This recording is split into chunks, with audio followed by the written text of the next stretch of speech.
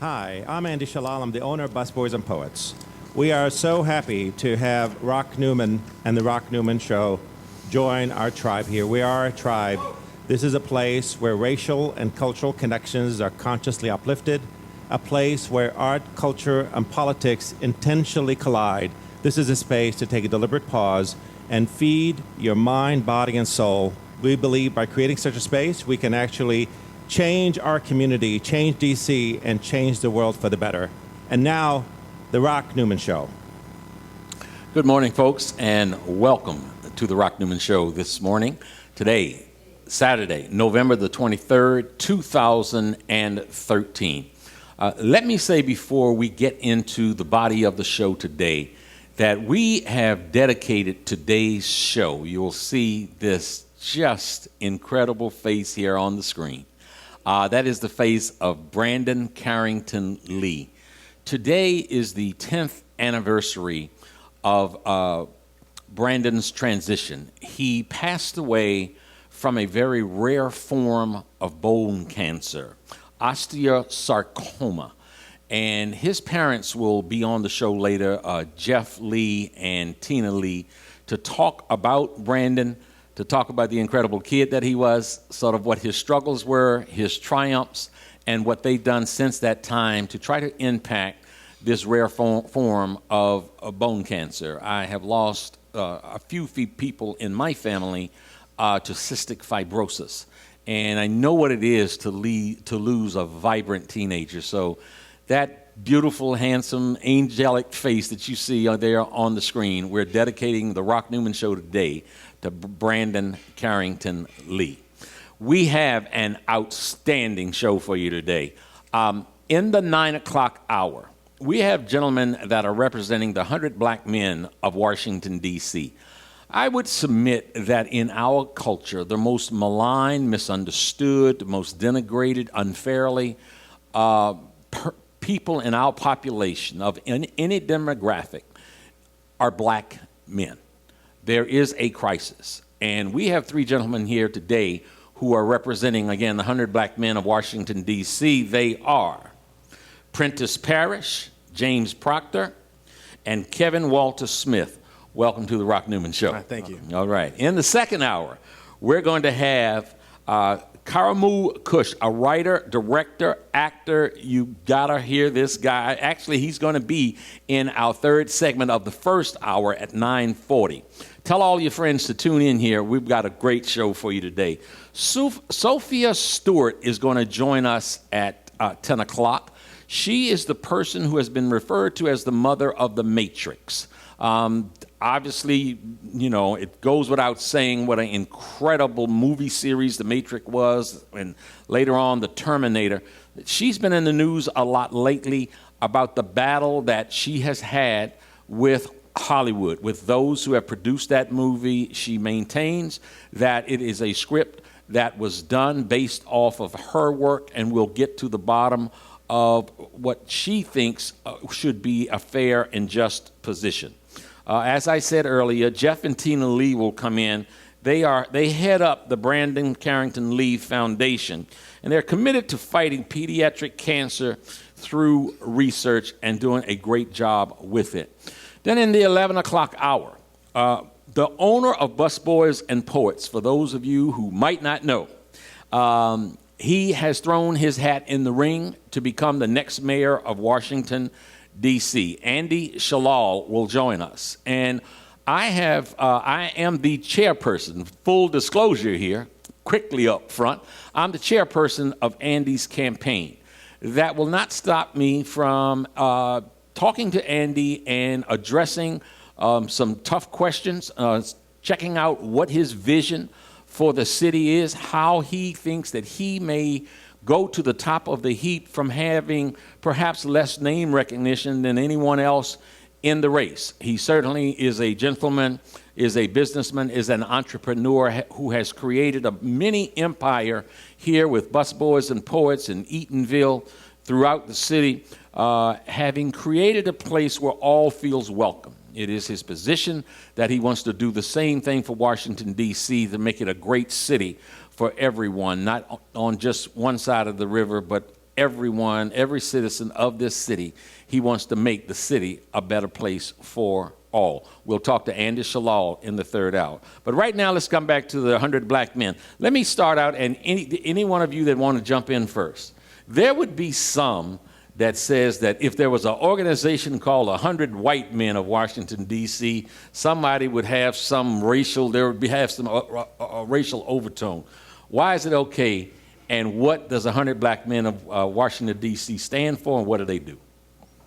I'll start out with that. Okay. Since you're closest, you may as well. So thank you. To answer that first question, I would say my personal opinion is that the historical circumstances between African Americans and Caucasian males is considerably different. Mm-hmm. There are different challenges that we face, different circumstances that we deal with today, personally in our broader community, that we, as 100 Black Men, have taken the responsibility for. Instead of looking outside of our community for answers, we've rallied amongst ourselves and said, these are challenges that we want to, as men and as leaders of our community, step up and address. So, there's no racism involved in that. We accept support from everyone. Mm-hmm. James, let me ask you. He says there's certain challenges that 100 Black men step up and embrace themselves, and frankly speaking, I'll opine on that. I think whether it's Maryland, D.C., Virginia, North Carolina, anywhere in the country, that the 100 Black Men organizations that step up, we've known them to be doing a great job. What are the priority of those challenges? Well, the priority, the challenge is to go back to your original thing here, is we're out here to help in the community.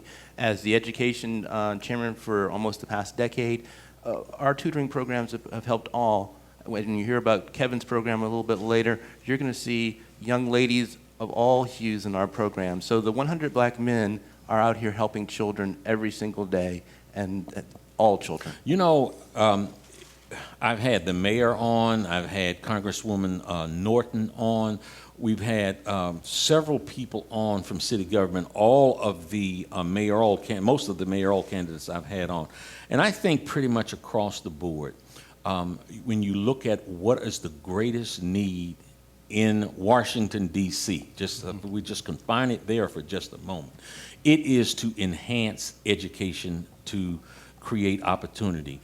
You, Mr. Proctor, are the director or head up the 100 Black Men educational component? Right.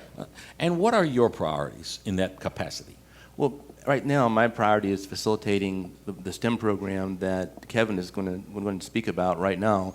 But in the past, we have done tutoring at school by school. Mm-hmm. We have worked with young men and young ladies. And again, whenever we offered our tutoring program, wherever the school identified a need, we addressed that need with that child. We did not put any precondition on it. We were there to serve the school. Wow, okay. And Kevin, STEM program. First, tell us what the STEM program is. First, STEM stands for Science, Technology, Engineering, and Mathematics. Okay. And you bring up a great salient point about education, especially with the kids in the different wards in D.C. Education is the key to have students from wards 5, 7, or 3 being able to compete with a student that might attend Sidwell Friends or Georgetown Preparatory. The key critical components of what science, technology, engineering, and mathematics are, if you just look at the sheer statistics, facts, demographics, in America, there's a huge gap between the education in those areas of minority men and women. Yeah. So there's a exclusion that's going on, which is why you see President Obama and his Race to the Top campaign. He's promoting technology inclusion, and we've started our initiative called STEM the 100 Way, which is all about getting kids who normally would not have access and avenues to top-notch principal investigators, scientists, and researchers to get enriched and edified in the aspects of science, technology, education, and mathematics. That could be anything from biotechnology, computers, coding, engineering, biophysics, you name it. They're getting plugged in, and they're becoming more and more receptive to those what are complex subjects, and they are now becoming more competitive for college.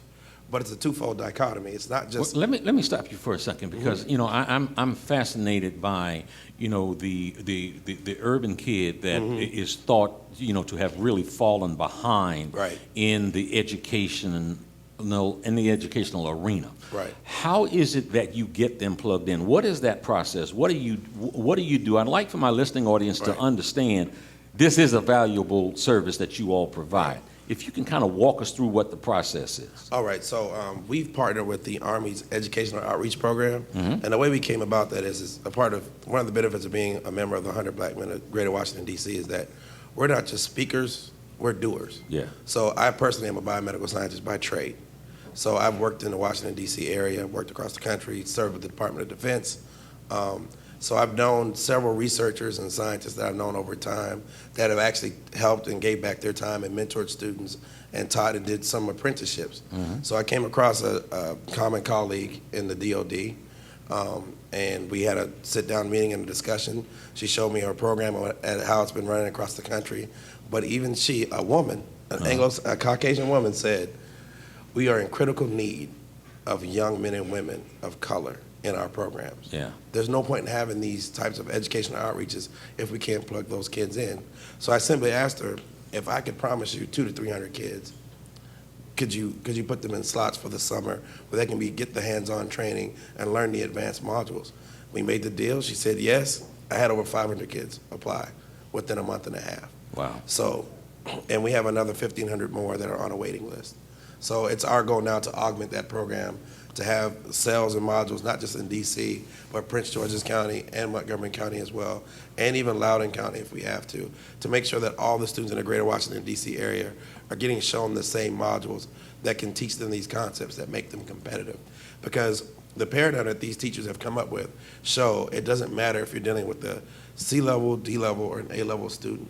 Once they're exposed to this paradigm and this didactic, they are then within weeks, they become readily competitive and open to learning more about advanced technology and these types of educational rigors. But at the same time, the teacher is being enriched as well because they're learning the new modules to teach them the new levels of science. As you recall, in 1996, President Clinton said, he announced the Human Genome Project and said, the way we know science is no more. Yeah. He is right. Yeah. And the way we teach science has to change as well. It's evolved.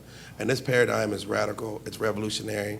It's something that could actually be in all the school districts and systems. We've had countless parents calling us, asking us, what did you do to my child? They're now turned on. They weren't engaged. Now they want more. I want this in my child's school. Why is it not there? Yeah. And that's when we know we've made an impact. I certainly have a responsibility to maintain my composure and keep my professionalism. I want to jump across this table and hug you is what I want to is what I want to do. Let's come back down to this side here. The brother here, a biomedical scientist? Yes, sir. Okay, and your background is? I am a marketer by trade.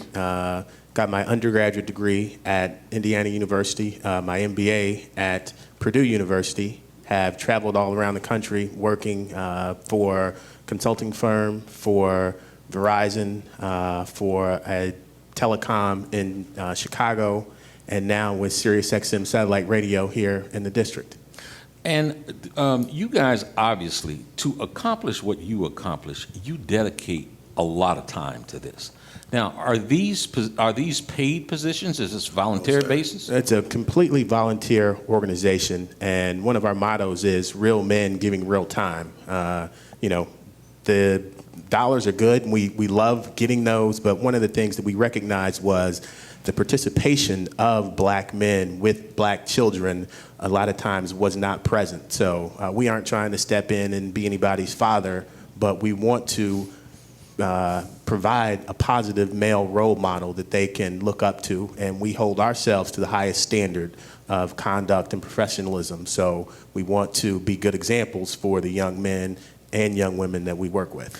James, and if you would tell us about your background and what drew you to the 100 Black Men organization. Okay. I went to McDaniel College. That's where I got my graduate degree. My undergraduate degree. My graduate degree is from Bowie State University. Mm-hmm. I'm in working in IT for the United States Mint. But what drew me to the 100 happened around when we had the Congressional Black Caucus 10 years ago. Hold on, you said you're working with the United States Mint? Yes. You ever get tempted?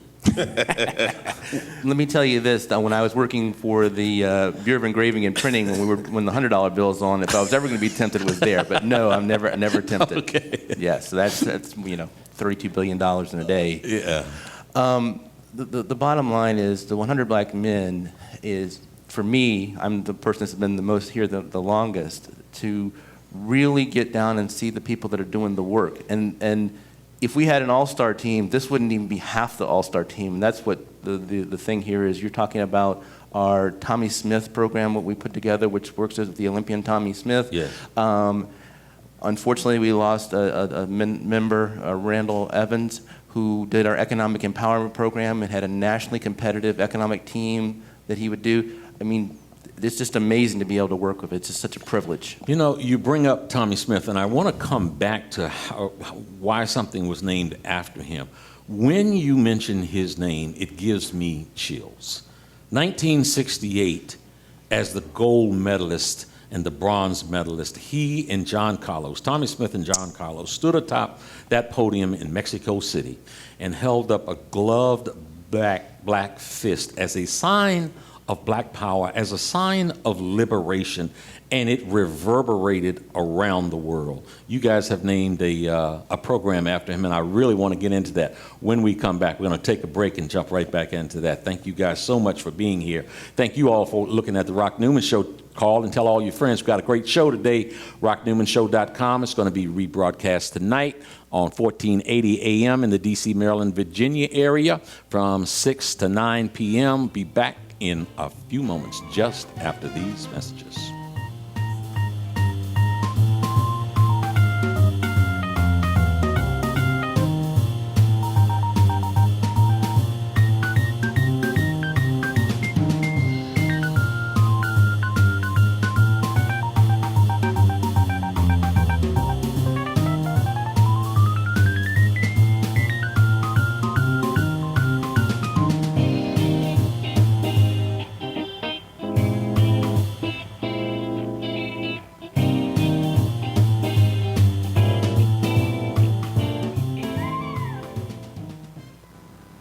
My baby drives a pro handcuff. The weekend is here, and no matter what the weather's like outside, you'll find the deals inside here in the beautiful showroom of the all-new Pohanka Hyundai in Capitol Heights during their giant Markdown Madness sale. Smart shoppers know that every new Hyundai in Pohanka comes with Hyundai Assurance and America's best 10-year, 100,000-mile powertrain warranty. But why don't you tell them about the Markdown sale, Joe? I'll be happy to, Kim. Folks, shop around on the web, and you'll see lease payments on a new 2013 Elantra GLS at $179 a month. Today at Pohanka Hyundai, $99 a month. That's right, a $99 payment on a brand new Elantra. And $89 a month on a new 2013 Accent GLS Automatic. How do they do it, Joe? It must be the volume, Kim. A brand new building, hundreds of new Hyundais, and Pohanka's low payment and easy credit programs are designed to get everybody driving. But you have to get here today. Rush to the giant Markdown Madness sale at exit 13 off the Capitol Beltway. Pohanka Hyundai, king of the Beltway. All financing for a limited term on approved HMF credit. My baby drives a pro handcuff.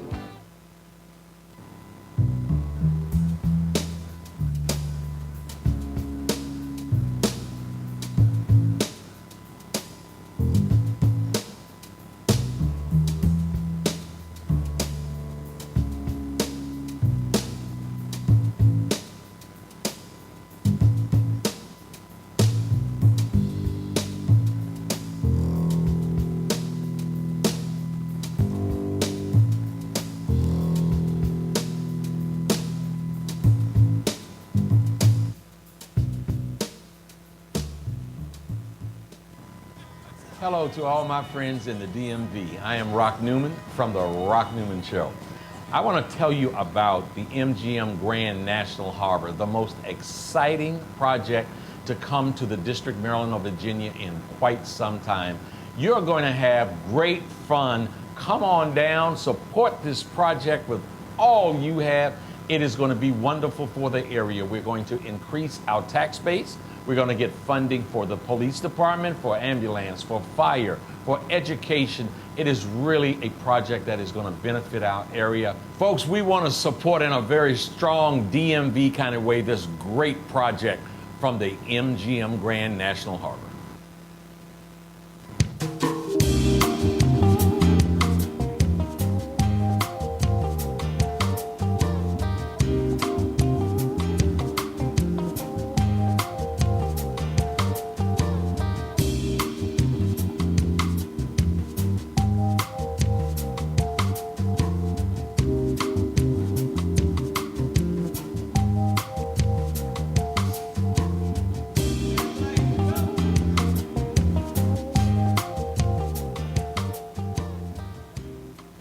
And now, The Rock Newman Show.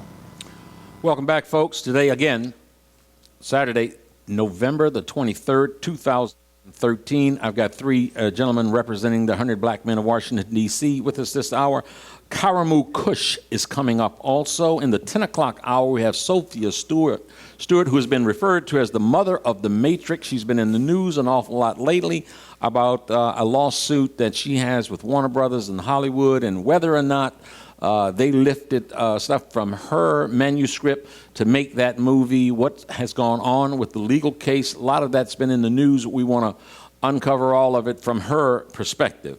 And in the 10 o'clock hour also will be Jeff and Tina Lee of the Carrington Lee Foundation.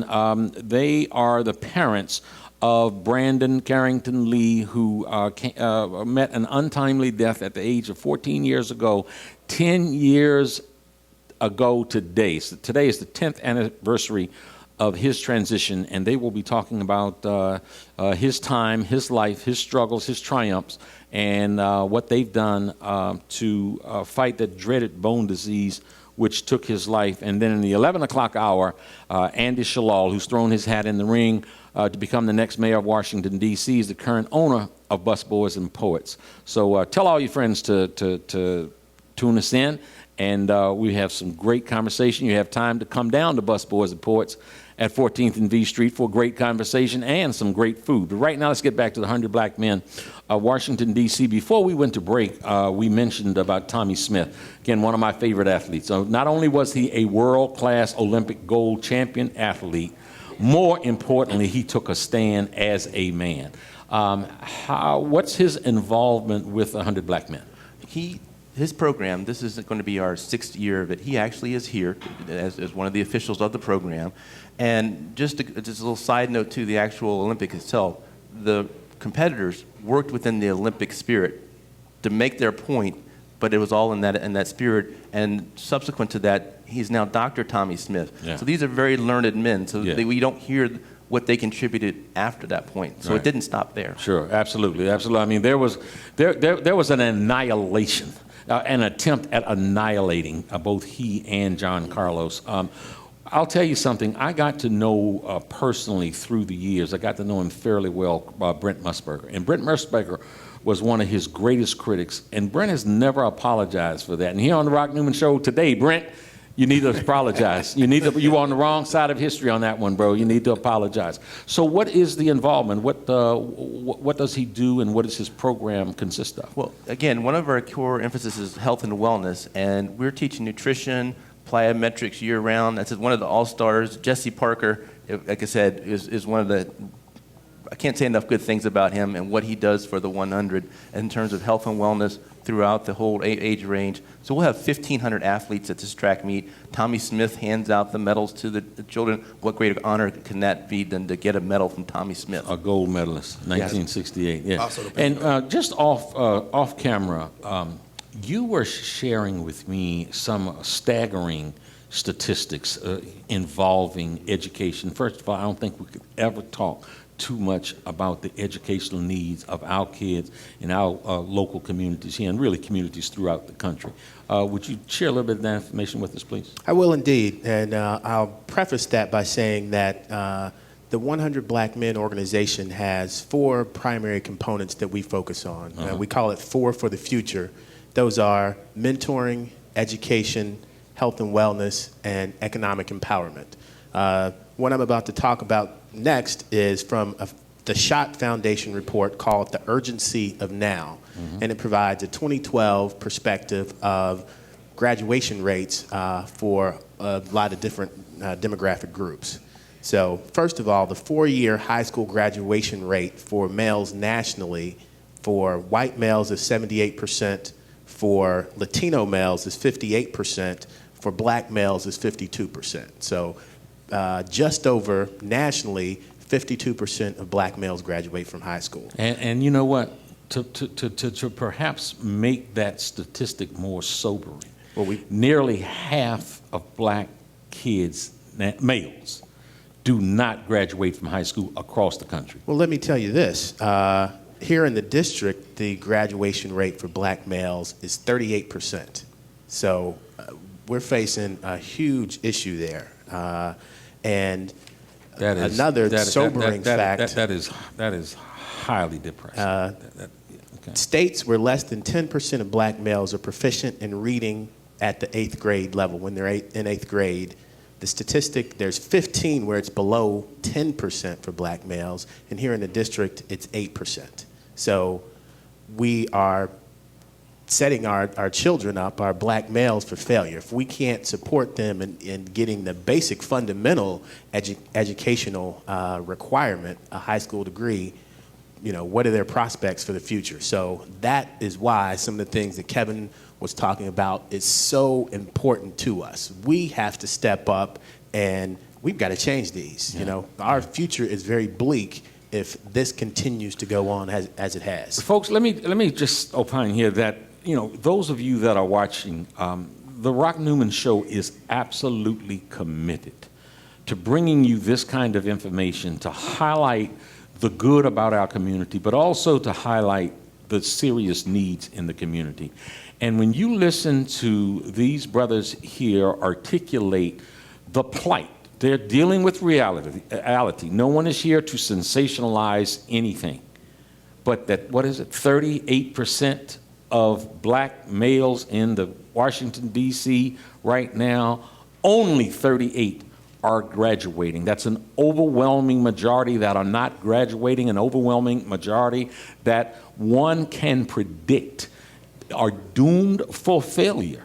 And that is something that must be turned around. I would say to everyone out there listening to my voice, please call a friend and tell them to tune in here to hear this information, but more importantly, get involved. Lord knows if ever the adage that it takes a village to raise a child was critical, this is a critical time. We're sending up an SOS here. You guys have, and speaking of supporting and helping, you all have an event that's coming up that's a fundraiser. Correct. And, it's one of the difficult things to do, I know, for most people, is to go out and, to raise funds, to ask for money. When is your event? What is going on at the event, and how can my listeners and those who might support the Rock Newman Show support you? We will be happy to tell you that. And to talk about this, one of the things that is important for us as an organization is to get our name out there.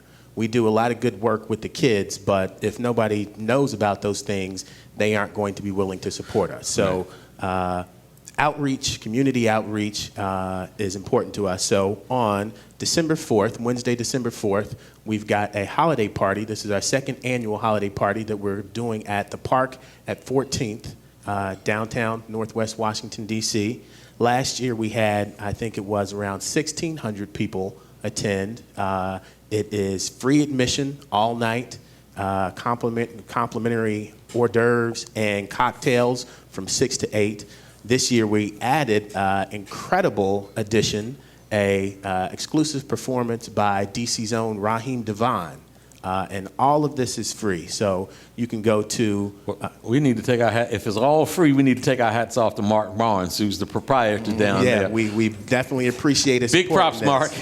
So people can go to 100blackmendc.org. That's 100blackmendc.org to get additional information and RSVP. Again, it's free, but we would like you to RSVP. And that's December the 4th? Wednesday, December the 4th. Right, okay. How does one get involved with 100 black men. If you got somebody that's out there watching us here now and they are inspired, what are they? How do they get involved? What do they need to do? Well, they need to reach out to one of the members, and they can come through the website to locate with us. We start working with you to find out what you are going to be able to contribute. There's an interview process because, again, you're going to have to work with us and to contribute. So we're definitely looking for more members if you're willing to make the commitment. And segueing off. Volunteers too. Yeah. Wait a sec. We like volunteers as well. Yeah. Coming to the website, 100blackmendc.org. If you want to get involved with STEM the 100 way, you can send me an email at tech.chair, CHAIR.100bmdc@gmail.com. We're readily accessible. Yeah. So now 100 black men in Washington, D.C. Yes, sir. Do you have women involved or no? Serious amount of women involved. Yes, sir. For our STEM the 100 way, young women from the Kismet Coalition, Ladies America DC, and the Girlfriend Group and some other ladies have all given their time behind the scenes, behind closed doors. They don't really want recognition. They don't want, accolades. They want as many children as possible to be helped. They believe in our cause. Sometimes the women, you can tell, they fight fiercely when it's about the children and it's about a cause they believe in. And we're just blessed to have as many of them as possible come along in the line and join us. And not only that, but bring their resources and their talents to the table. We are the 100 Black Men at Greater Washington, D.C., but we're for all of D.C. Sure. So with every great man, we need great women along with us in that fight. So, let me ask you, can you bring to life an example of a child? Again, let's kind of stay right here in this area. A child that you all had that you've come in touch with, who maybe didn't have the best parenting examples, who didn't have real aspirations because of whatever their situation might have been, and that you've seen a real change in. Can you highlight an example? You can use a name or not. Yeah, I'll take this. And we all have got stories. We work with hundreds of kids each year and are proud to do so. But one that really stands out in my mind is Randall Patterson. When he was 14 years old, he was out of control, just honestly, and he'll admit that. Sure. He got in trouble and was charged with assault and malicious destruction of property, and was about to be incarcerated. His lawyer was good friends with our former past president, Marvin Dickerson, and they spoke, and Marvin told him to go to the judge and say, give Randall the option of being incarcerated or participating in our Saturday Leadership Academy program. Obviously, Randall selected to participate in the SLA over being incarcerated. And his life turned around 180 degrees. The maturity and growth that we saw in him was incredible. He became an A student and ended up getting a full-ride academic scholarship to Morehouse College and just started this year. So those are the stories that we like to tell and hold up as examples of the positive impact that we have on young men's lives and young women's lives. Just one child is changed by what we do. We're happy, but we want to extend that reach. And we've got hundreds of stories like that. Biomedical scientist. yes, sir. What's a biomedical scientist? What does that mean? What do you do? Well, by trade, I'm skilled in several areas of science, but more technically, we deal with things such as STEM research, stem cell research, vaccine development, dealing with genetic therapies from the Human Genome Project, things of that nature. Specialized, also it can be used in the defense world to protect the nation from terrorism, disease outbreak, and epidemiological attacks as well. And what drew you? At some point, you're going along, living your life, doing what you're doing, and what was it that drew you to the 100 Black Men organization? Young man growing up from South Dallas in Texas, always being told that I was an anomaly in terms of African American male students that excelled educationally. Right. That drove me to want to be a student at a historically black college and university. My parents were graduates of historically black colleges and university. Graduated from South Carolina State University, a proud graduate of that. Then came up to Georgetown and got several graduate degrees there. But I was always seen as... My man said, I got casually, he said, I got several casualty degrees there. Okay. But tell which degrees did you get at Georgetown, casually? At Georgetown, okay, we say biochemistry, molecular biology, and microbiology, as well as biotech. So that's 4. So in the 8th grade, yes, sir. You was messing up some frogs. You was. Yes, sir. Yes, sir. I was. So and then what always brought me is that I knew I wanted to do more. And I knew I wasn't an anomaly. I wanted to align myself with people like myself that had like ideals, who wanted to lift as they climb through life. And the one thing that drew me to the 100 Black Men of Great Washington, D.C., not just 100 Black men in general, just the history, the genesis of it. Yeah. Something where you're telling me men such as A. Philip Randolph, Jackie Robinson, some of our most noted leaders from industry, professions, entertainment, in a time in history when it was very critical. Well, it's 2013, the need is just as critical now as it was in 1963. Yeah. And to actually be able to be a component in society, to not only excel professionally, but then to reach back and lift others up.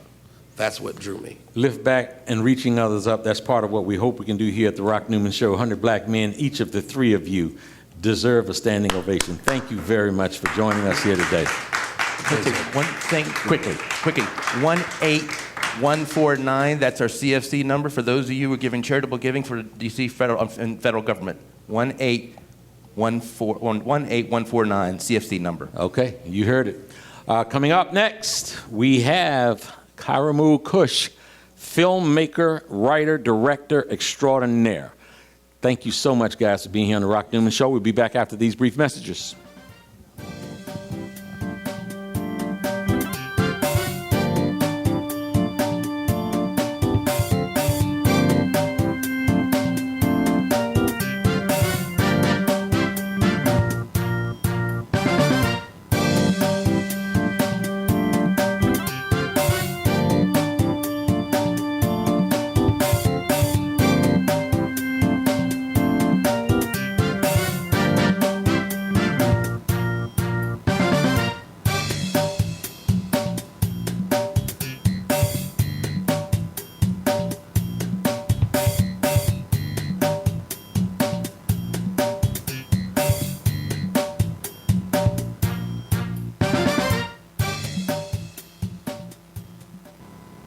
My baby drives a pro handcuff. The weekend is here, and no matter what the weather's like outside, you'll find the deals inside here in the beautiful showroom of the all-new Pohanka Hyundai in Capitol Heights during their giant Markdown Madness sale. Smart shoppers know that every new Hyundai in Pohanka comes with Hyundai Assurance and America's best 10-year, 100,000-mile powertrain warranty. But why don't you tell them about the markdown sale, Joe? I'll be happy to, Kim. Folks, shop around on the web, and you'll see lease payments on a new 2013 Elantra GLS at $179 a month. Today at Pohanka Hyundai, $99 a month. That's right, a $99 payment on a brand new Elantra. And $89 a month on a new 2013 Accent GLS Automatic. How do they do it, Joe? It must be the volume, Kim. A brand new building, hundreds of new Hyundais, and Pohanka's low payment and easy credit programs are designed to get everybody driving. But you have to get here today. Rush to the giant Markdown Madness sale at exit 13 off the Capitol Beltway. Pohanka Hyundai, king of the Beltway. All financing for a limited term on approved HMF credit. My baby drives a pro handcuff.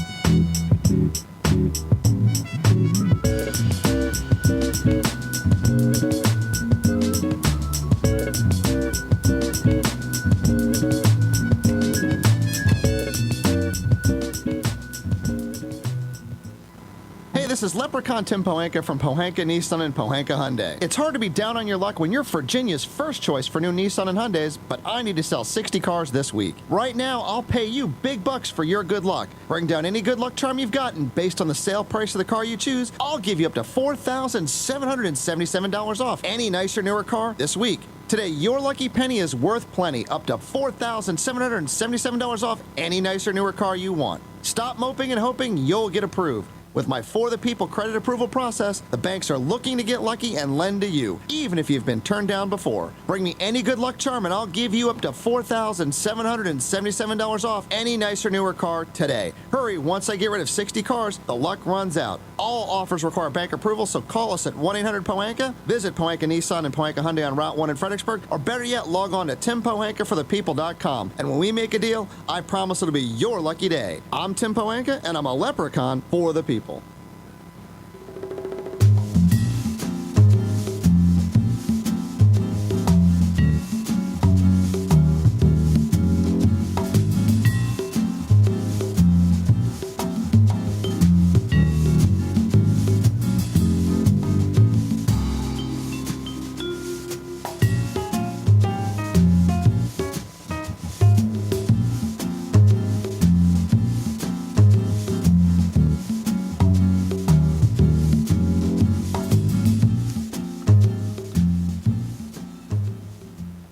And now, The Rock Newman Show. Folks, we're back today, Saturday, November the 23rd, 2013, and I want to jump right in with our next guest. His name is Karamu Kush. Karamu, we have about 15 minutes, and I wish we had 2 hours because there's a lot we could talk about.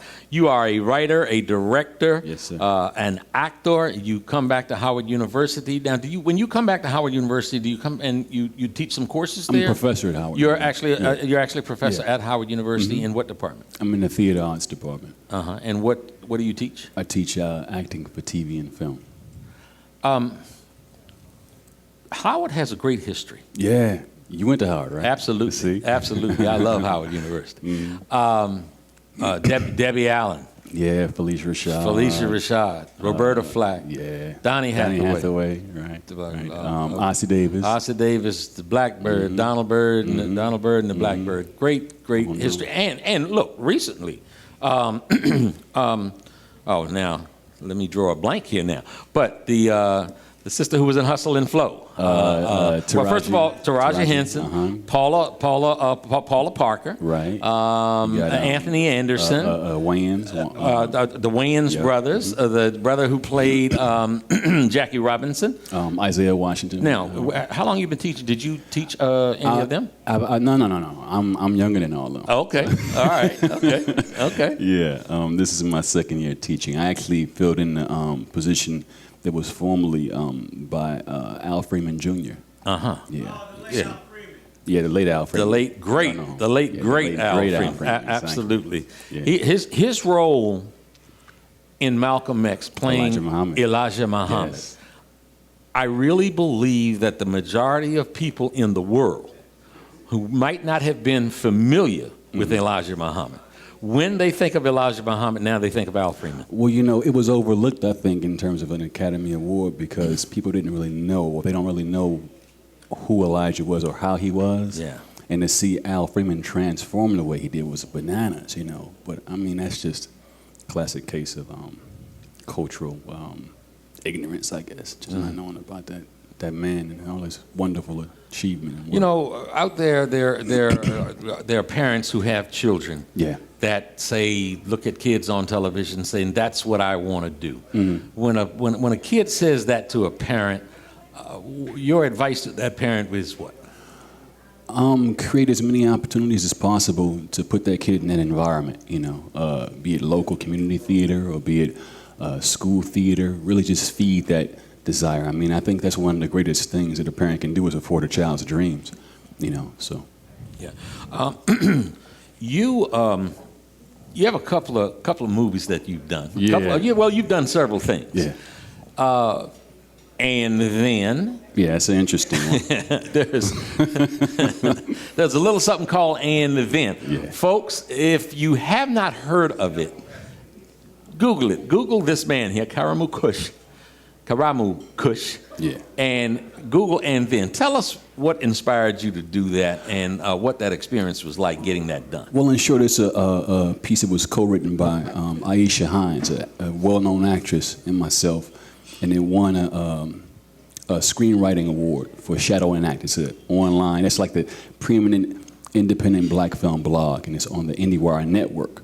And we won the award to make the film. Made the film. The film really took off pretty strong, and it's still going. It's like averaging like 80 hits a day online. It's got like about 12,000 hits so far. You know, and I mean that's a lot for a short film that's half hour long. I mean, typically, you know, shorter films get that kind of look, but you know, to be a half an hour and online, it's saying that people are watching and paying attention. You know, so it's really nice.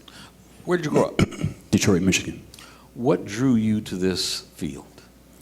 You know, I kind of came through the back door. I mean, I've always been like culturally informed and aware and conscious and concerned. You know, Where did that come from? My parents, my grandfather, my mother, my family, and I was actually growing to be a politician. It's interesting because you're doing the whole campaign thing with the brother who runs the Busboys and Poets. But I was planning on being a politician, and I got a little disenfranchised with the whole electoral college and that whole how politics go. It's just part of the game. And I just discovered the arts after playing sports, and that just moved me. You know, I realized it was a direct conversation happening between me and an audience, and that just, I was like, this is my thing right here. Now, was there someone that grabbed you, that inspired you? Yeah, Woody King Jr. He's like probably the preeminent producer of black theater in the history of American theater. And people like Al Freeman, reading about them, studying about them. Dick Anthony Williams, a lot of old school legends in the black theater. Negro Ensemble Company, places like that really inspired me a whole lot and informed my move to New York and my pursuit of the arts. So. And do you have, again, writer, director, actor? Yeah.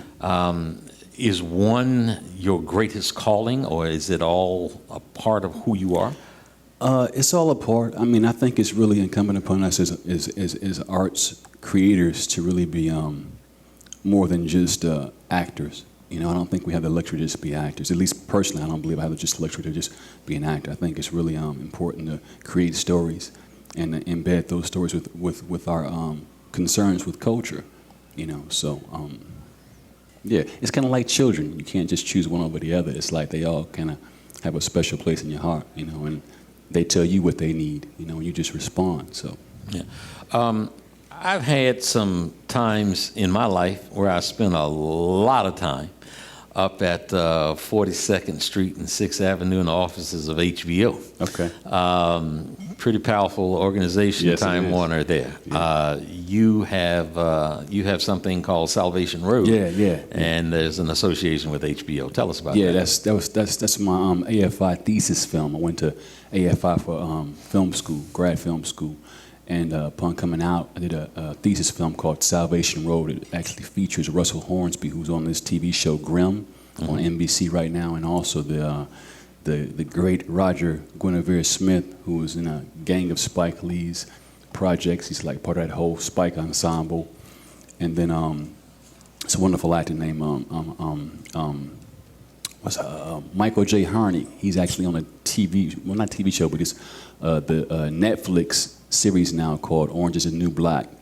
So we had a really nice cast, and the film did good. It got the DGA award, it got Caucus Foundation award, and got picked up by HBO after going to the American Black Film Festival. What's the subject matter? It's about that film is about a hitman who is witnessed executing his traitor's mentor by a 9-year-old boy, and what he does with that boy after the fact, because he's been witnessed doing this crime. So. Not so long ago, I had a group here at this table. Okay. It was led by a comedian named Mike Brooks. He is from Washington, D.C. Mm-hmm. He has what is, in essence, a parody.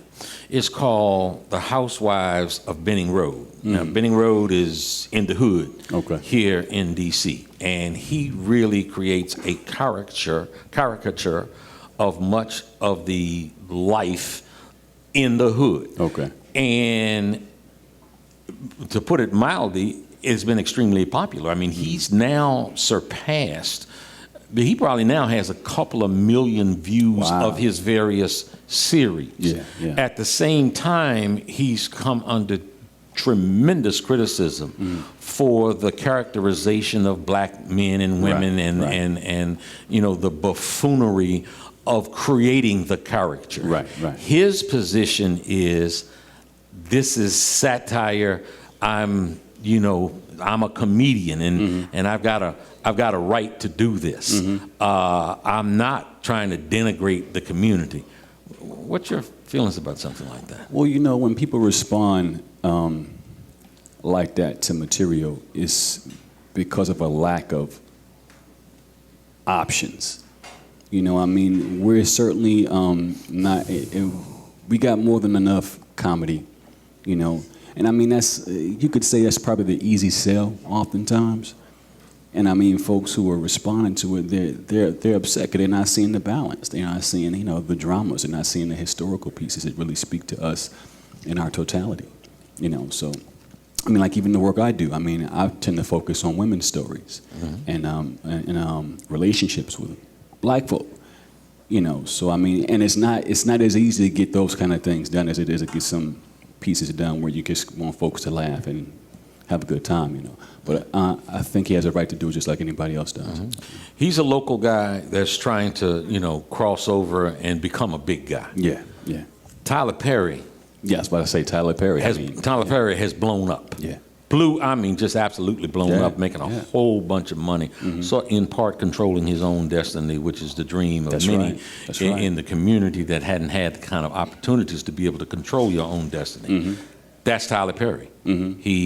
People like his stuff, and they go and they support his stuff. That's right. He comes under harsh criticism from Spike Lee. Your thoughts? Well, Tyler's making a bunch of money. Whenever you're making a bunch of money, you're an easy target. You know, I think Spike has a right to express his opinion about it, and I mean, a large part of it may be valid and true. But I mean, again, it's the classic case of us having a lot of this thing over here and so little of this thing over there, and that's where I guess the resentment comes into play. Yeah. You know. As a writer, as an actor, as a director, I want to share with you that I was moved in a very big way by the movie 12 Years a Slave. I suggested on my Facebook page that I wish every American, black and white, could see that movie. I thought that it was something in it that they could all get from it. Right. There was a prolific use of the word nigger. Right. People complained about that. How do you feel about the movie, and how do you feel about that, the word nigger being used so much in that movie and also in Django? And Quentin Tarantino. Right. Django. Yeah. Django. Yeah. What did I say? You said Django. Django. That's all right, though. It's still Django. Yeah. I often say I ain't got no problem with niggas, you know. Niggas ain't never done me no harm. It's, you know, or the word nigga ain't never done me no harm. You know, it's niggas that done me harm. White niggas, black niggas, you know. But so yeah, it's a word, man. I mean, my generation deals with the word differently anyway, and it's not to discount what has happened with the word before us and all the implications, you know. But I ain't got no problem with it, personally. In terms of, you asked about 12 Years a Slave, it's interesting because I'm honestly not the biggest fan of the film. You know, I appreciate the filmmaking, I appreciate the artistry, but if anything, the thing that bothers me about the film is the deeper message that's coming across, which is basically, you got this main character, this protagonist, who seemingly cares about nobody and nothing but himself. And that's really problematic for me. I mean, even in terms of the women he encounters while he's enslaved. I mean, even that character Patsy, right? Yeah. It's like that. I had huge issues and problems with the fact that he did nothing, or his service to her, his responsibility to her was pretty much non-existent. You know what I mean? But that's just me. You know, that's my feelings about it. And I can go on about it. But I mean, you know, Steve McQueen's a wonderful filmmaker. He's an artist. Yeah. You know, he's from the art world. So I mean, that's what you got. You got an art film that used slavery as inspiration. And that's just, again, his right to create that film also. But I mean, for my money, I prefer the Gordon Parks version. Yeah. Of 12 Years a Slave. Yeah. People don't know about that. Yeah. You know, in terms of Gordon Parks making that film back in '84. You know, so, but you know, what a talent, Gordon Parks. Oh my God! Man, right on my coffee, right on my coffee table. My wife loves Gordon Parks. I personally wish that Steve McQueen had probably spent some time with Gordon Parks' piece if he hadn't. I mean, he said his wife brought it to him. I'm like, well, you know, Doug, why don't you go look at Gordon's work and really glean from that? I think it's like even you talking about the word nigga. I couldn't deal with that word and not be aware of the history and the context and all this transpired before hip-hop got a hold of it and attempted to, I guess, reform the word in some kind of way. For me to not acknowledge that is crazy, you know. So what, you know, as we wrap up here, we've got a minute left. Yeah. Your aspirations as a young artist? To make more stories about relationships, in particular with black men and black women, and heal us in as many ways as possible. That's a loft to go. That's a loft to go. I mean, we got to reach, right? Okay. And I got to have you back, man. We have a lot more time to talk. Thank you so much for joining us here today. Thank you. Folks, we'll be back in the 10 o'clock hour. We'll talk to Sophia Stewart, referred to as the mother of the Matrix.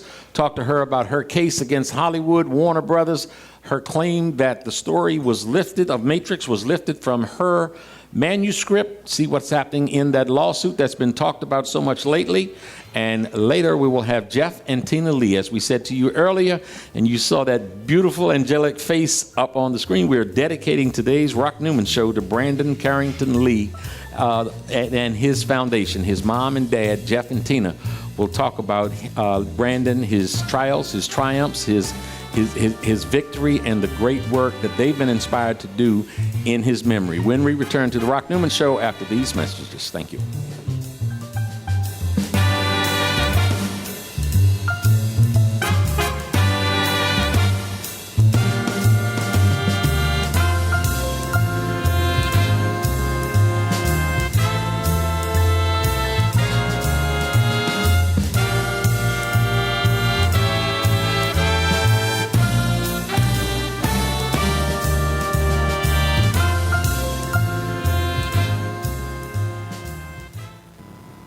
My baby drives a bull handcuff.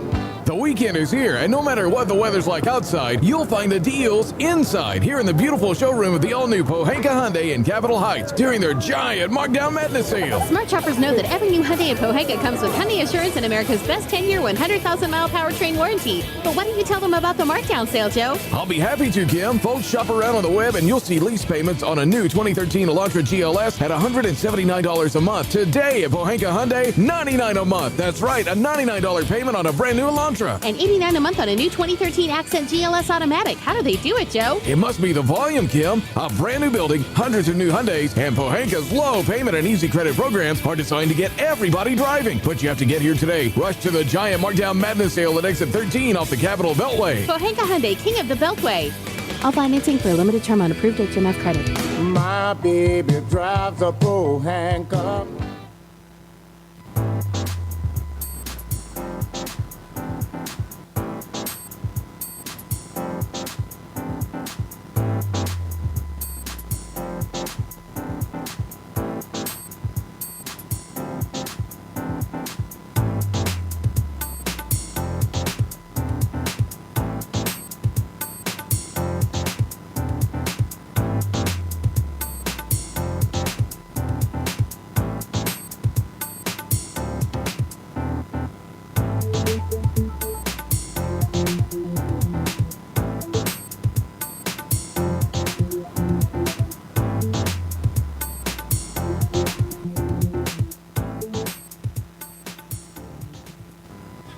Hello to all my friends in the DMV. I am Rock Newman from the Rock Newman Show. I want to tell you about the MGM Grand National Harbor, the most exciting project to come to the District, Maryland, or Virginia in quite some time. You're going to have great fun. Come on down, support this project with all you have. It is going to be wonderful for the area. We're going to increase our tax base. We're going to get funding for the police department, for ambulance, for fire, for education. It is really a project that is going to benefit our area. Folks, we want to support in a very strong DMV kind of way this great project from the MGM Grand National Harbor.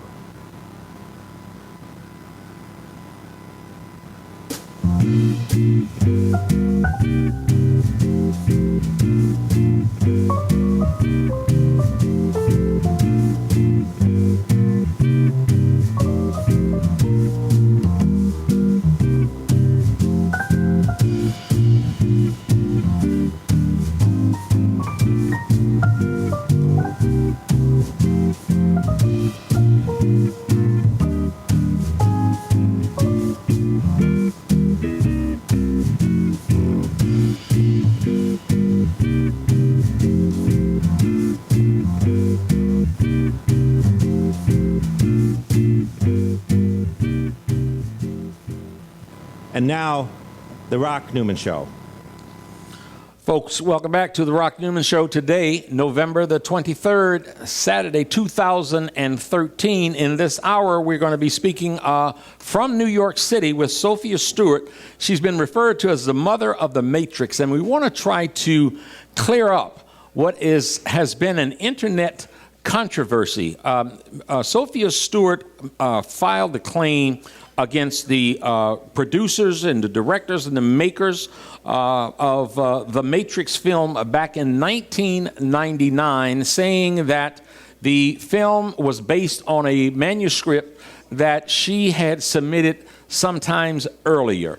And the case went on for several years. There was an adjudication in 2004-5 time frame.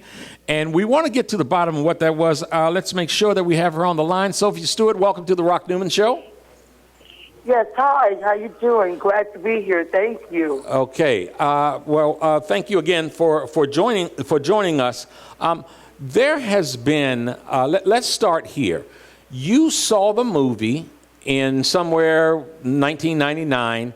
And you filed a claim against Warner Brothers, the Wachowski, if I'm saying that right, Wachowski brothers, maintaining that it came from a manuscript that you submitted to them sometimes earlier.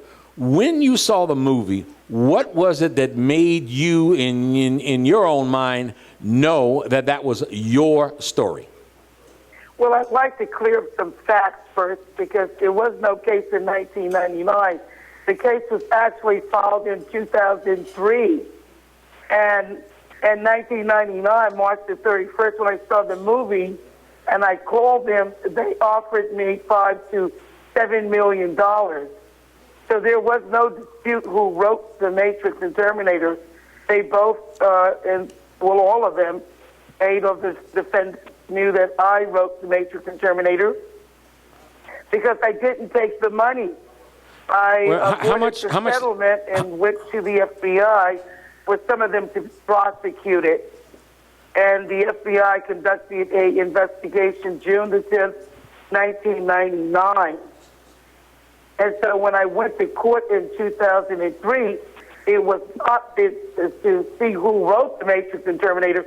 It was for damages that was owed to me because the U.S. Attorney's Office got bought out by them and did not file charges like they had promised to do after the investigations from the FBI. Okay, so wait a those minute. facts need to be cleared up. Okay, so hold on, because I really, first of all, look, let me tell you something. I'll just give you a personal opinion here. I'm rooting for you. I love when David kicks Goliath's butt. So I'm rooting for you.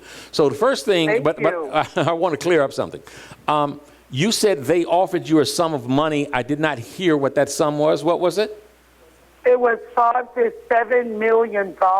That they offered you in 1999? That's correct. Okay. They gave me an in-house attorney to handle that arrangement. Okay. Now, was that something that was verbally communicated to you, or was that ever put in writing? It was written in court, so it was put in writing in the court. In fact, the Terminator defendant, so Judge Morrow, who was the second judge on the case, said they had stole the Terminator from me 18-odd years ago, and they wanted her to shut the case down on a statute of limitations.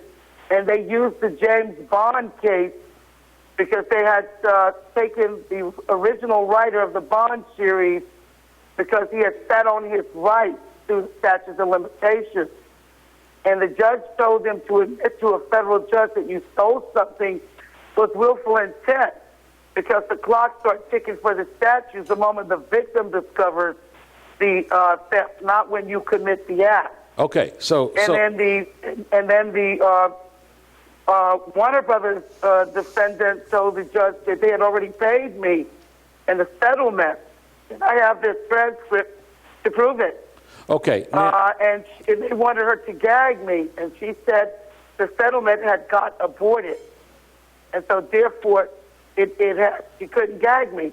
Okay, so you said something in your explanation earlier that somebody bought off the U.S. prosecutor's office who was That's right. Warner Brothers and the defendants bought off the U.S. Attorney's office, Greg Diamond and Elizabeth Ann Stevens, in Salt Lake City. Do you have Attorney's office? What evidence, Ms. Stewart, do you have to back up that claim? I have the FBI evidence because the Department of Justice and the task force is getting ready to move aggressively on these people.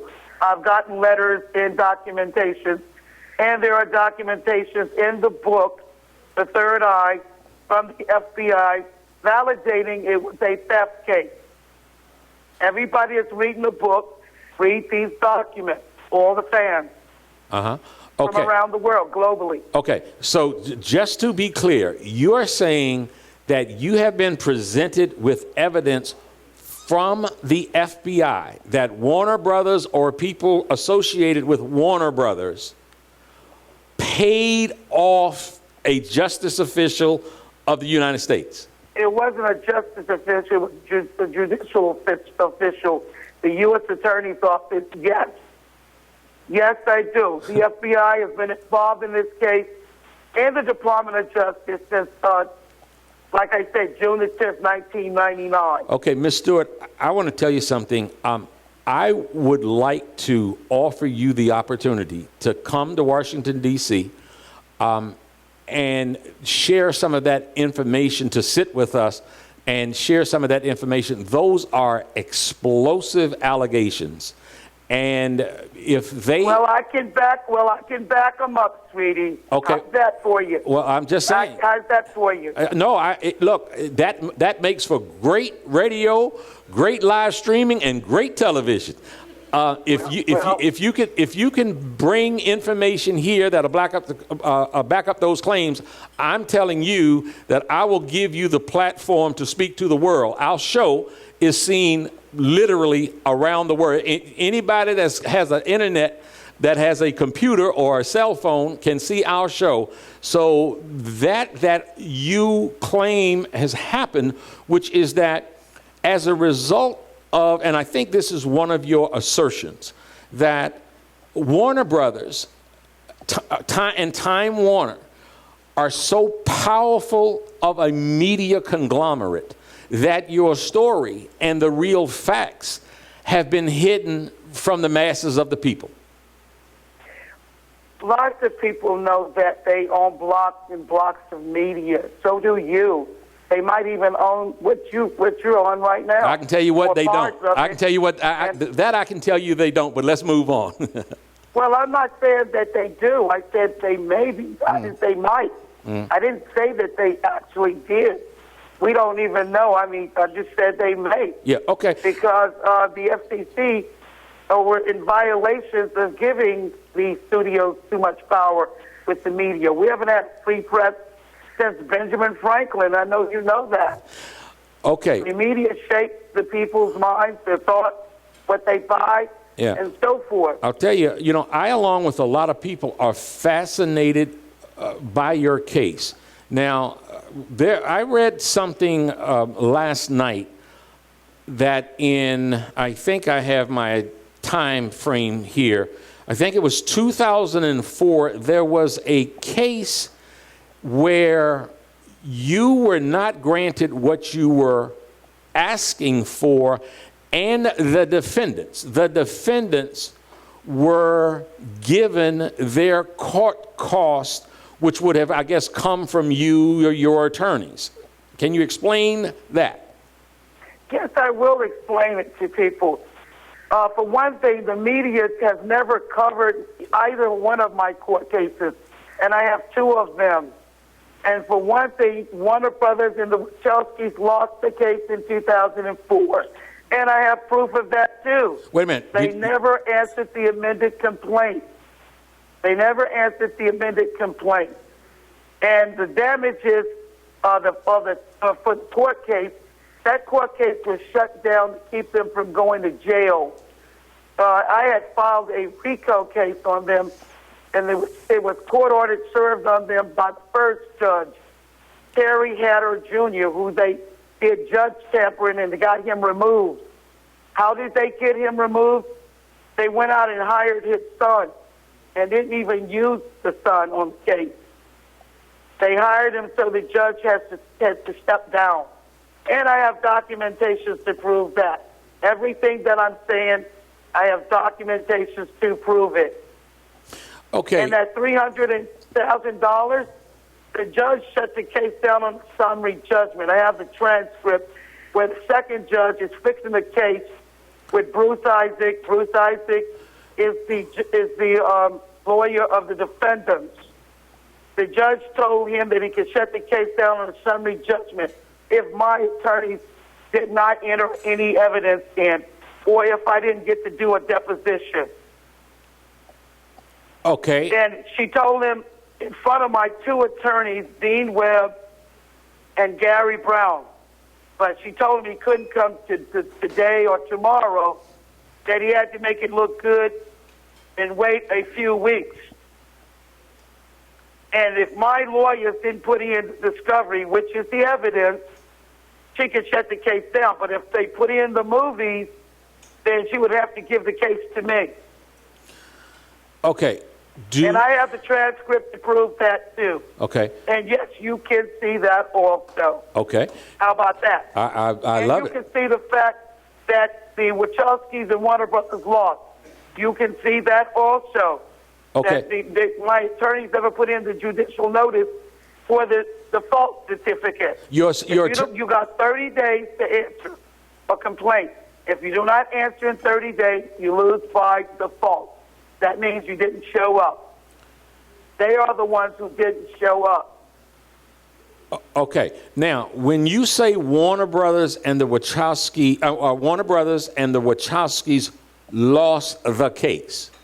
That's right. They lost the case. So I want to try to understand the definition of them when you use it, having lost the case. So did they lose the case and therefore you are due damages? That's right, from them. Because when you do not answer a submitted complaint, anybody can come back in later and put in those default certificates. I am a paralegal. I won that judgment over in Utah, the default judgment, which I've tallied up the damages to be $3 billion. I won that without an attorney because I studied law under the Brooklyn and Manhattan lawyers, some of the most brilliant lawyers. I have a degree in journalism, a double major in law and psychology. So I am a paralegal, and I have done cases, and I won the default judgment over there in Utah. And the second case, and Warner Brothers is liable for that $3 billion because it's a criminal case. Did you? So you're saying you won a judgment of $3 billion? That's what the damages I put in. The judge have entered half. Hold on a moment. The judge has entered half of the judgment already into the court. The judge is waiting for me to tally up the damages to enter the other half into the court. Okay, so They're waiting for the award. So we're talking entered. about you receiving potentially $3 billion, right? That's right. That Okay. is totally correct. I don't and just- I have the documents to back that up. Ms. Stewart, also, Ms. Stewart, for anybody who wants to see it. Ms. Stewart, I don't just want you to come to appear on my program. I want to marry you. I'm sure you do, and a whole lot of others. I've got tons of proposals on that line. Oh, I'm serious. I'm very serious. Okay. Let me just say, first of all, I want to repeat that I really appreciate you coming on by phone here. I'm going to be in touch with you and have our people to be in touch with you, because what I'd like to do is to examine this and showcase this further.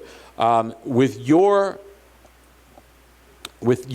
assurance that you have these documents where you claim you have information about Warner Brothers or whoever it might have been buying off, people in the Justice Department, and that you have these claims that could total, $1 billion. That is a fascinating and a very interesting story. And you know as well as I do that in the media and on the internet and what have you, people call it now urban legend that you won. But just as many people are saying that you did not win. And if you have validation to demonstrate your victory, I want to be a part in showcasing and highlighting that. Yeah, well, let me tell you something. Not only did I win a judgment, lots of fans and people have the paperwork in their homes because they've been asking for it. And another thing I want to tell you, the Wachowskis and Warner Brothers never wrote The Matrix or never owned any copyrights to The Matrix, ever. They pulled a Houdini and a Milli Vanilli on all of you guys because the media did not cover both of my court cases. Well, the Rock Newman... And I have the documents. Wait a minute. And I have the documents for your eyes to see who all was part of the theft that stole my work. All right. I got the contract, and a lot of fans are all newspapers and people have been getting it around the world because I've been sending it out. Okay. Because people want to see that too, just like you. Ms. Stewart, we have to go to break. We will be back in touch with you, and I will make arrangements for you to come here and sit with me for as long as it takes to fully explore this. Thank you so much for joining us today. Oh, I would love to. Okay. You got to see these documents. Okay. And everybody can go to my website, matrixterminator.com, okay. to get them. Be well. Folks, we'll come back in the next segment with Tina and Jeffrey Lee, the parents of that handsome young man you see on the screen right there, Brandon Carrington Lee. Today is the 10th anniversary of his transition from a rare form of bone cancer, and we'll hear his story when we come back after these messages.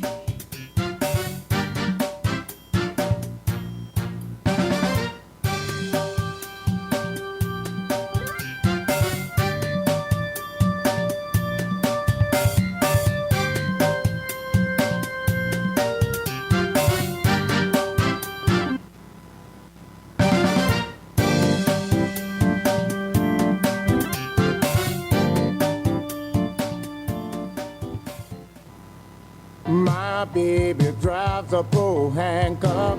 The weekend is here, and no matter what the weather's like outside, you'll find the deals inside here in the beautiful showroom of the all-new Pohanka Hyundai in Capitol Heights during their giant Markdown Madness sale. Smart shoppers know that every new Hyundai in Pohanka comes with Hyundai Assurance and America's best 10-year, 100,000-mile powertrain warranty. But why don't you tell them about the markdown sale, Joe? I'll be happy to, Kim. Folks, shop around on the web, and you'll see lease payments on a new 2013 Elantra GLS at $179 a month. Today at Pohanka Hyundai, $99 a month. That's right, a $99 payment on a brand new Elantra. And $89 a month on a new 2013 Accent GLS Automatic. How do they do it, Joe? It must be the volume, Kim. A brand new building, hundreds of new Hyundais, and Pohanka's low payment and easy credit programs are designed to get everybody driving. But you have to get here today. Rush to the giant Markdown Madness sale at exit 13 off the Capitol Beltway. Pohanka Hyundai, king of the Beltway. All financing for a limited term on approved HMF credit. My baby drives a bull handcuff.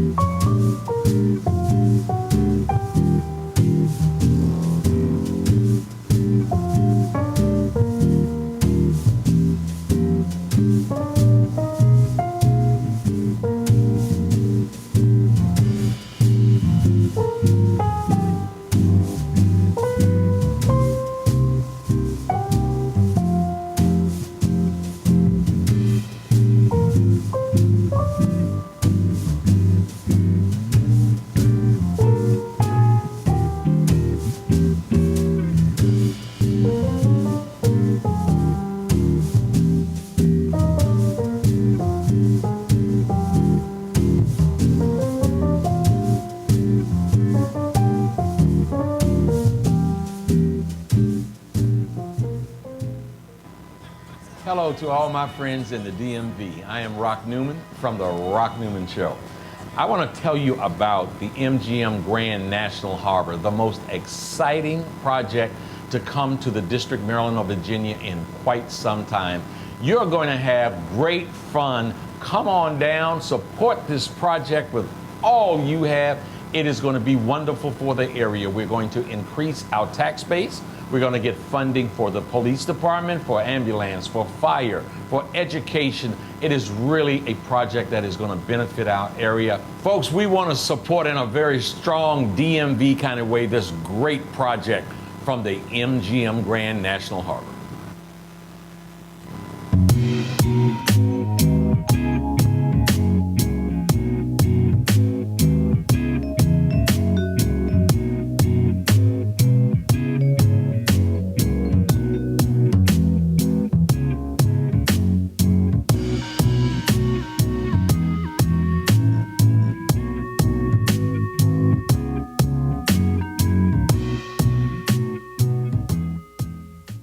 And now, the Rock Newman Show.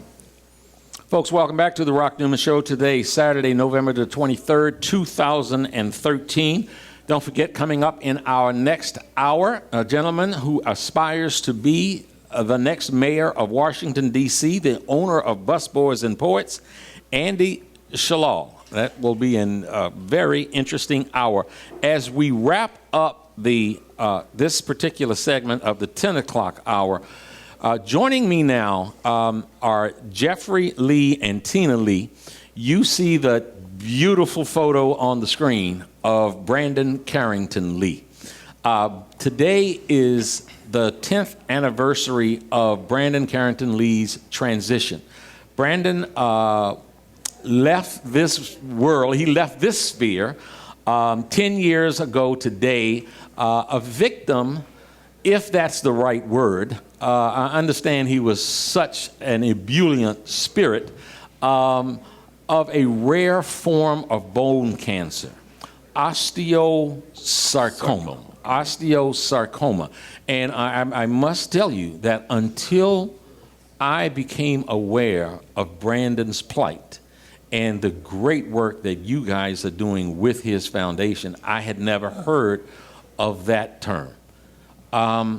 First of all, welcome to the Rock Newman Show to you both. Thank you so much. Thank you. Yeah. You know, if I can go back before we get into sort of the technical of, this dreaded yet rare disease. Brandon was born when? Brandon was born September 18th, 1989. Okay. All right. Now, were there any early signs of trouble with him, or at what point, how old was he when he was diagnosed? He was 12 when he was diagnosed. Oh, wow. So 12 years old. Now, had he had like some problems that gave that indication? Because I know he was quite the sportsman. He was. If it was round, he wanted to play with it, or oblong also. Didn't matter. I saw him in his football uniform, handsome as could be. Yeah. No, it was interesting. We would go to bed at night, and Brandon would come in the room saying his knee was sore or it was warm to the touch. And he would come in night after night, and we'd look at it, and it would just be warm. And in the morning, he wouldn't have any problem. He would just get up and go to school like nothing was the problem. But at night, for some reason at night, it would inflame, and he would come in and complain about his knee being sore. So eventually we took him to a doctor, orthopedic surgeon that we know, and he looked at it, he took some x-rays, and he referred us, after the x-rays, he referred us down to Washington Hospital Center at the beginning to get some more extensive testing done. And it was at that time when they took a bone biopsy, and it was at that time we found out that he had cancer. Yeah. You know, that has to be, I think, Jeff and Tina, part of what so drew me to this subject is my experience with a couple of nieces and nephews that I have that we lost for anywhere from, one of them was 6 years old up to 14 years old also, my nephew PJ, from cystic fibrosis. So the first acknowledgement of that kind of seriousness, what kind of reaction did you guys, how did you feel, and what kind of reaction did you have? Well, you know, initially, and like you said, Brandon played a lot of sports. And at that time, he had so many teammates on his basketball team that were going through Osgood-Schlatter, the growing pains disease. Sure. You know? So even when we took him to the orthopedist, it's one of those things, like we said, his turn. Yeah. You know, this is what it is. Sure. And initially, that was the thought.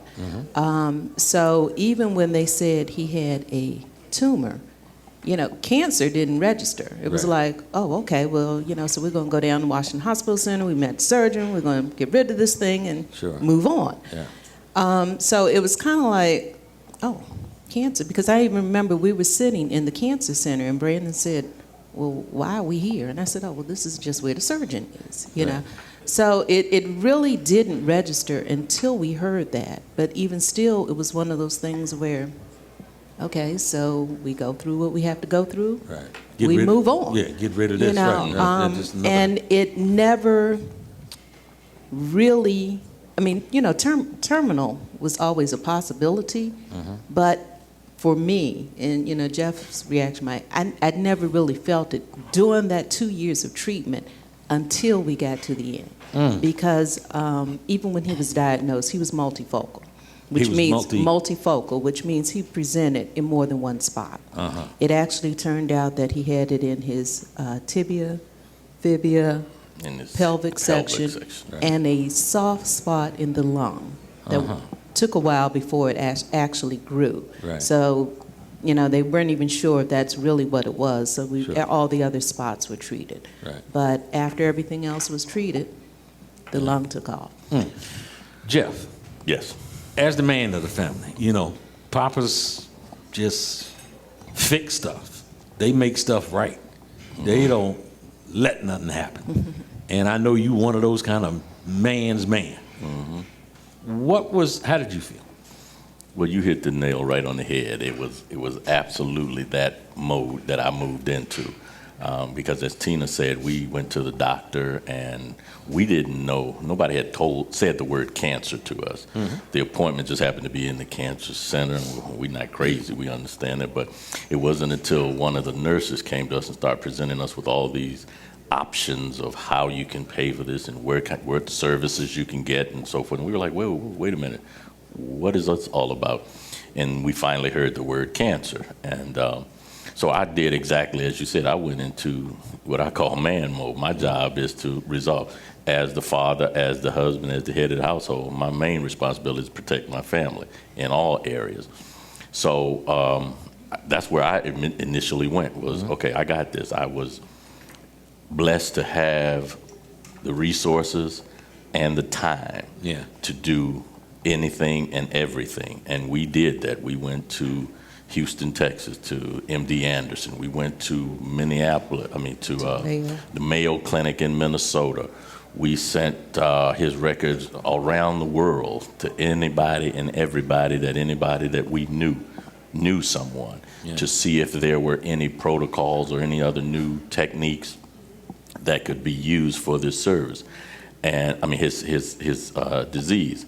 And so that's the mode I was in, and constantly in that mode. And then there's the maintenance of what's going on through the treatments and everything. And Tina was really the one who handled the maintenance part of this, all of the appointments, all of the medications, all of the different discussions and everything that we had to have with doctors and everyone. And my role was making sure everything was all right. I told Brandon, as we went through the treatment, that you won't go through this alone, and we will go through this as a family. And when he would have to go into the hospital for chemo treatments and so forth, that he never spent a night by himself in the hospital. It was Tina and I would rotate. Sure. Because we have another son, Jeffrey, who was in school at the time, and Tina would spend the night at the hospital with Brandon, and I would go home, and then in the evening, I would pick Jeffrey up from school, and he and I would go to the hospital, and we spend the evening there as a family at the hospital, and then Tina would get to go home for the night. Right. So she and Jeffrey would go home for the night, and I would spend the night at the hospital. But that was what drew us to, after all had happened, to want to give something back. We were blessed and are extremely blessed, and had the wherewithal to go through cancer as a family. Sure. Because when a child has cancer, I mean, the whole family is involved in this.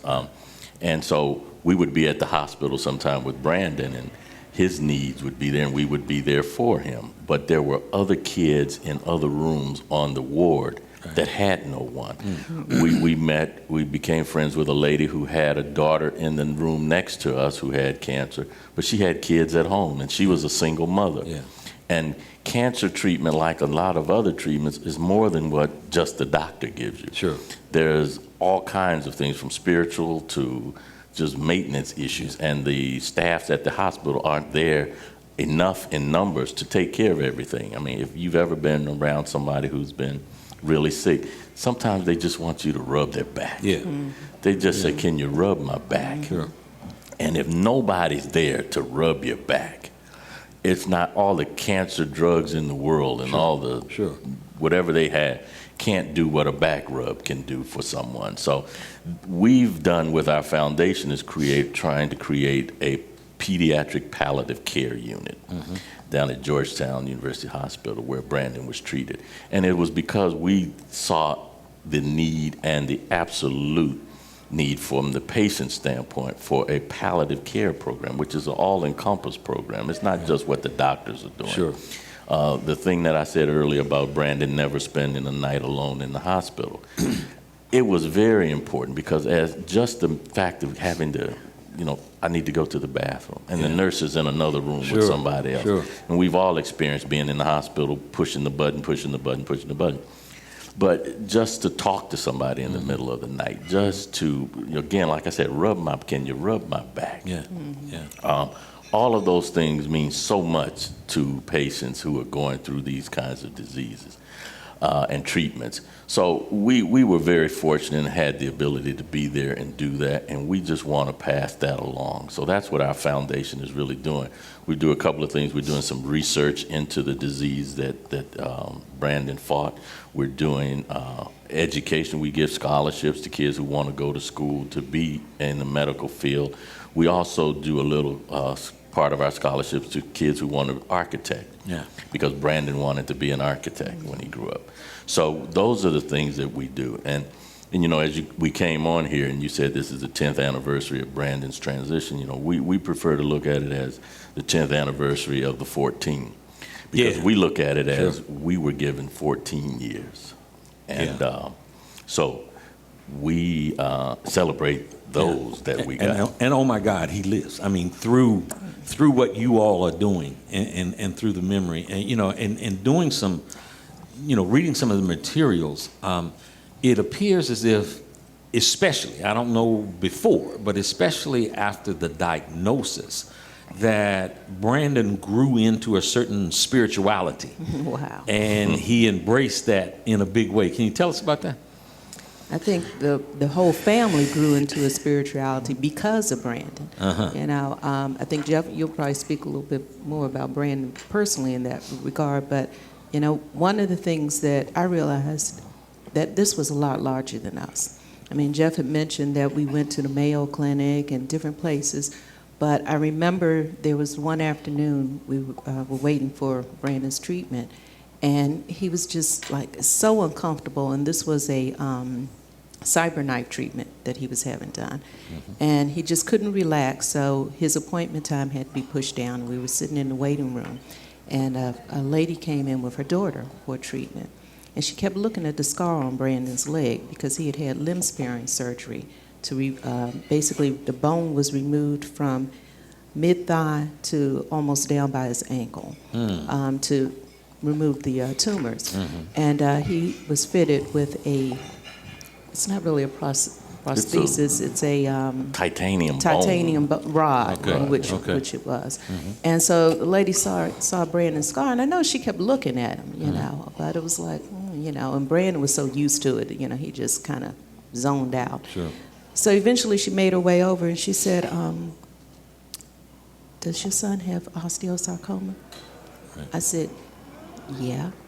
I've never seen anybody get so excited about having osteosarcoma because she said, we do too, my daughter does too. Oh, wow. Well, as we go through the conversation, we realize that she's there because we had gone to the Mayo Clinic and she had met with a doctor at the Mayo Clinic who said, you know, this boy came in here who had the cyberknife treatment and it was done down at Georgetown Hospital. And she had tried, there were only at that time a few hospitals in the country basically that had the cyberknife treatment. And cyberknife treatment, what is that? Cyberknife is a precise radiation. If you think about radiation in terms of cancer treatment, it's a precise radiation that targets the area right where the tumor is, so that the other cells and the other areas of tissue of the body is not affected by the radiation. She got there because she had gone to the Mayo Clinic and met with the same doctor who we had, and he said, you know, don't know whether or not, you know, you can get in there, but this is where this boy was, and these were his doctors and all of that. She had tried every other cyberknife facility in the country and was rejected because she wanted her daughter to be treated as a pediatric case. At that time, her daughter was 24. And no one else would treat her as a pediatric case until she got to Georgetown. Saying someone totally unknown.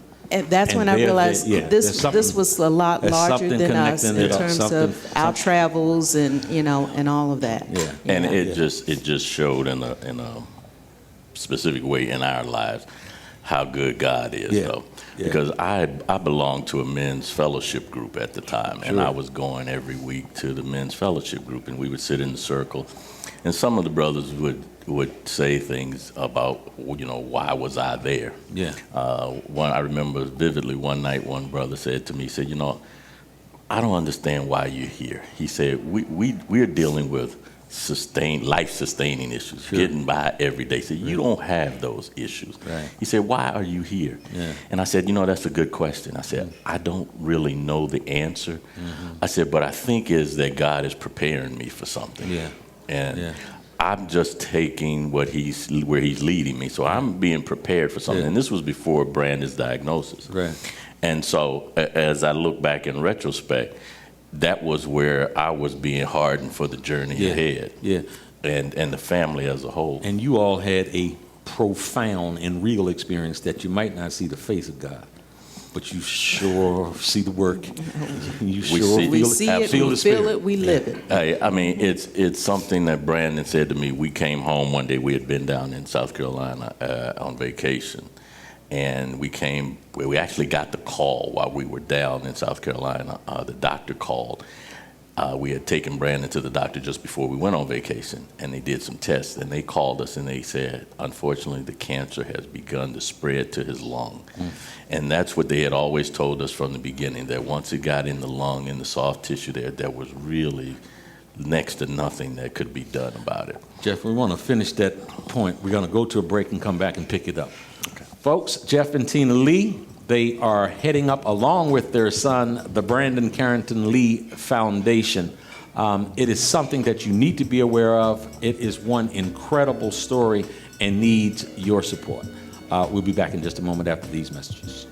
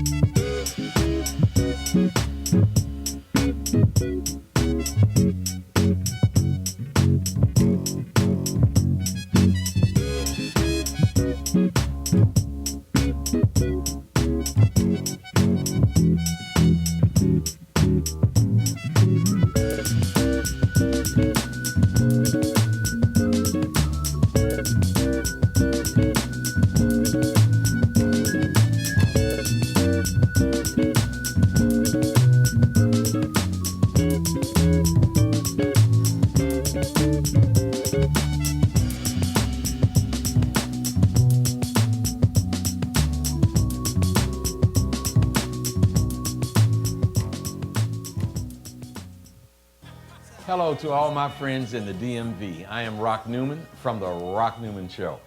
I want to tell you about the MGM Grand National Harbor, the most exciting project to come to the District, Maryland, or Virginia in quite some time. You're going to have great fun. Come on down, support this project with all you have. It is going to be wonderful for the area. We're going to increase our tax base. We're going to get funding for the police department, for ambulance, for fire, for education. It is really a project that is going to benefit our area. Folks, we want to support in a very strong DMV kind of way this great project from the MGM Grand National Harbor.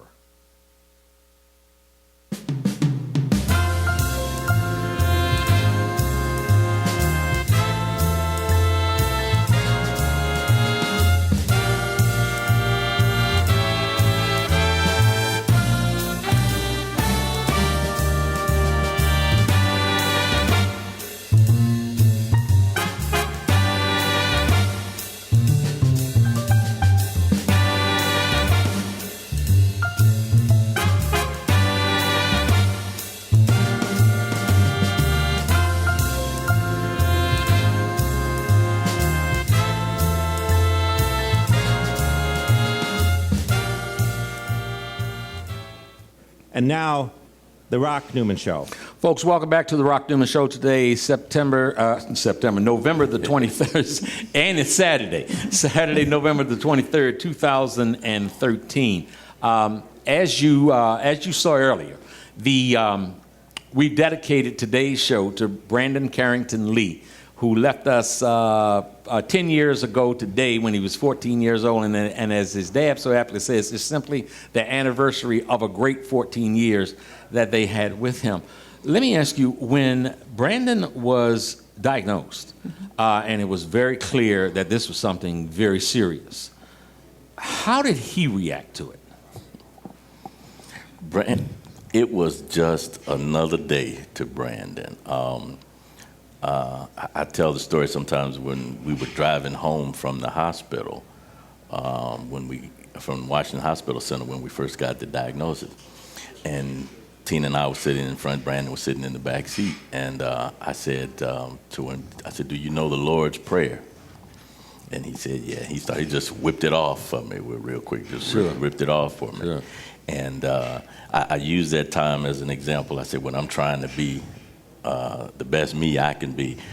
Sometimes when I'm driving and people at a stoplight and the people in front of me, the light turns green and they don't move, and I'm on the horn and so forth and so on, and I'm like, I remember being that person that did not move because my mind was 1,000 miles away from driving. I didn't see the green light and people were blowing the horn at me. So I learned in that moment that, you never know what that person is somebody's going through. So it sort of helps me in my walk now.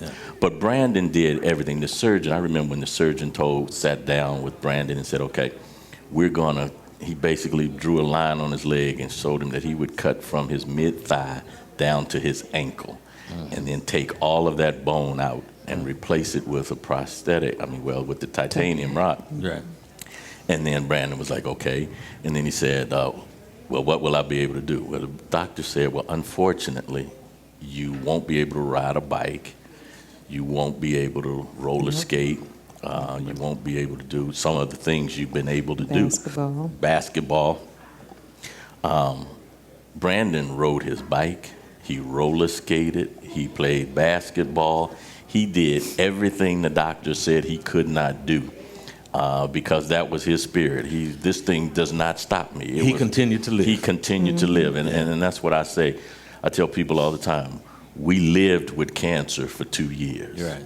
And that's how we approached it. Okay, this is what the hand we've been dealt.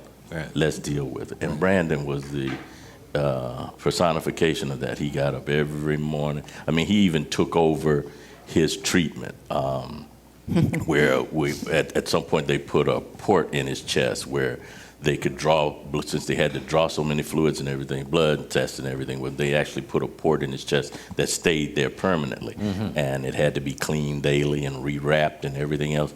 And we would go in and put the gloves on and do all of the work. And it got to the point where Brandon was like, yeah, look, stop, y'all move, give me the gloves, give me the gloves. He would do all Let me handle this. I got this, I got this. Right. I mean, one of my great stories about it, though, Rock,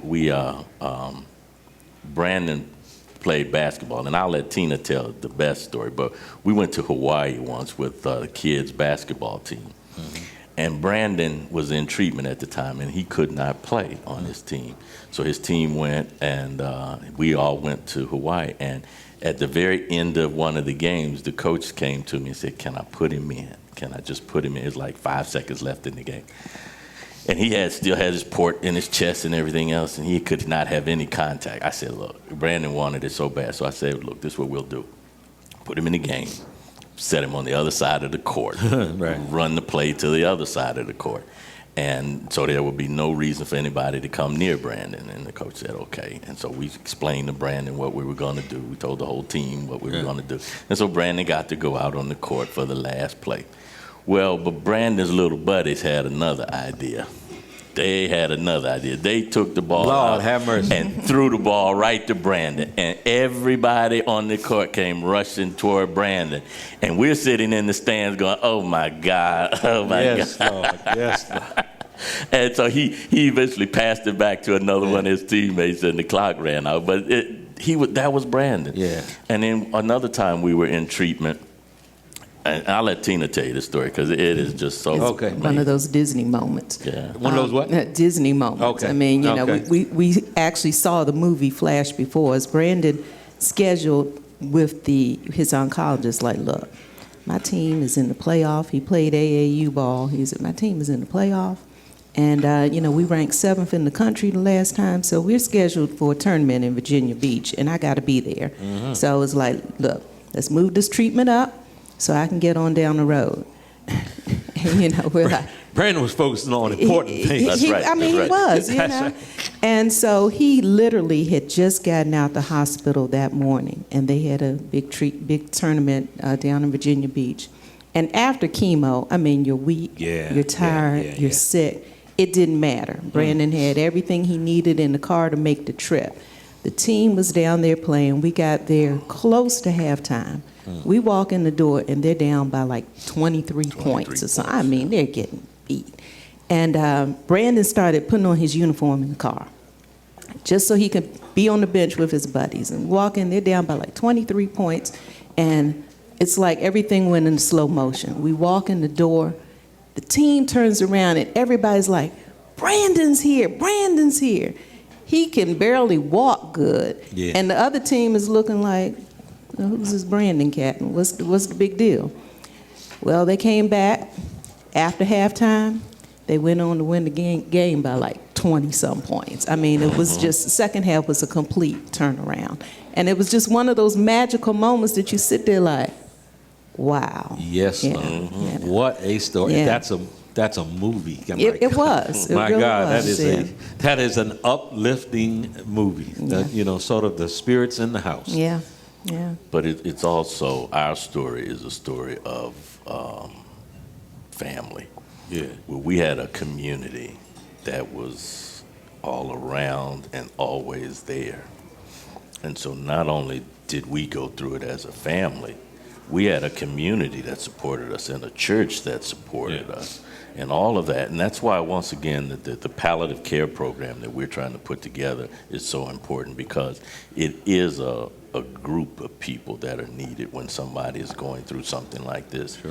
And how we survive it and how we've survived it. And it's gone on, like I said, 10 years now, and it's something that everybody whose life he ever touched, and some he never touched because it's spreading out from everybody, has been affected by it. And it just accentuates what Brandon said to me after we got back from that vacation that day when we found out that his cancer had spread.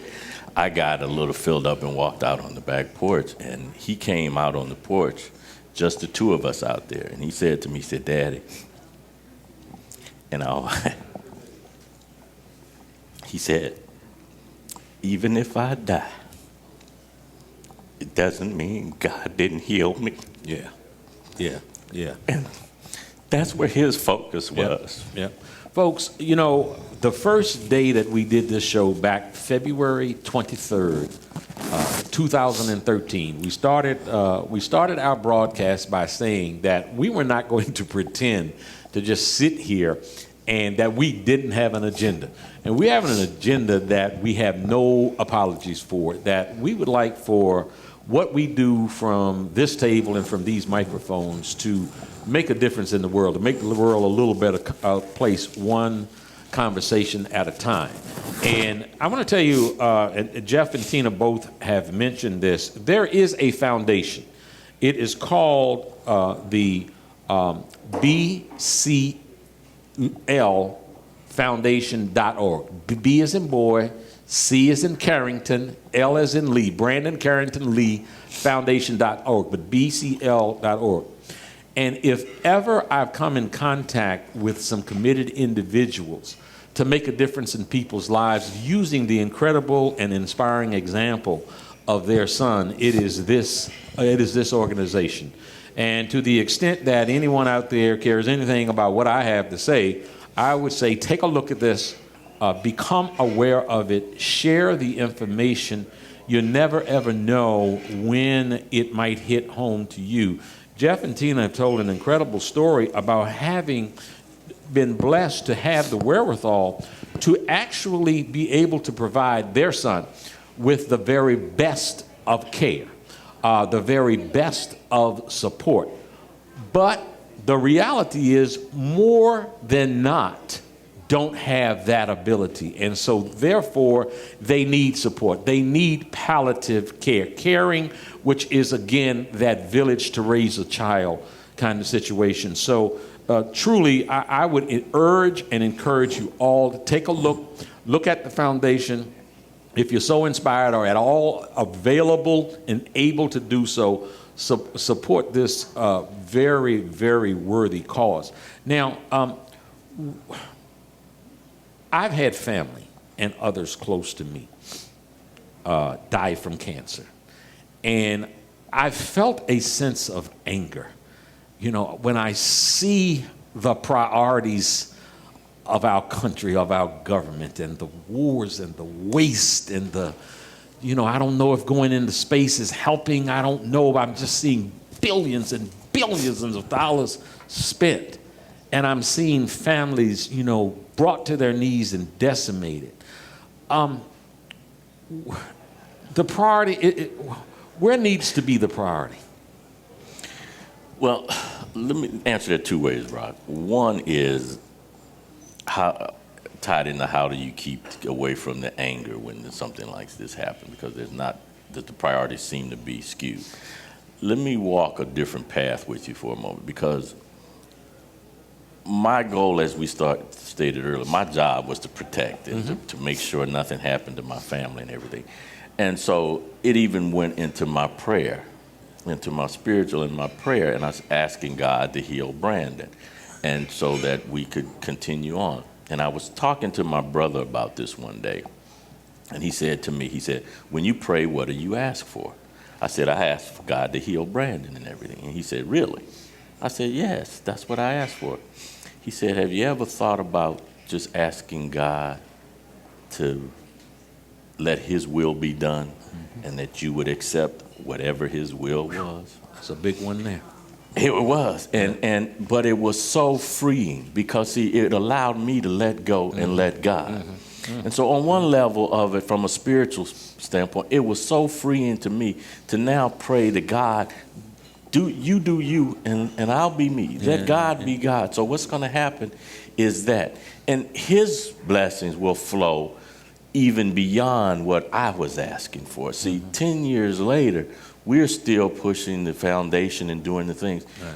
That is something that wasn't going on prior to. So I never know what God's will was. So what God's will may be for us to be here on this show today, for some one person to hear our voice today, that can affect what is going on with government and priorities of spending, because it is not one of the sexy cancers, as they say. Sure. It is not one that has millions of deaths a year, but one is too many if it's your one. Of course. And so there is no space or place for the anger, because we let God lead this journey for us.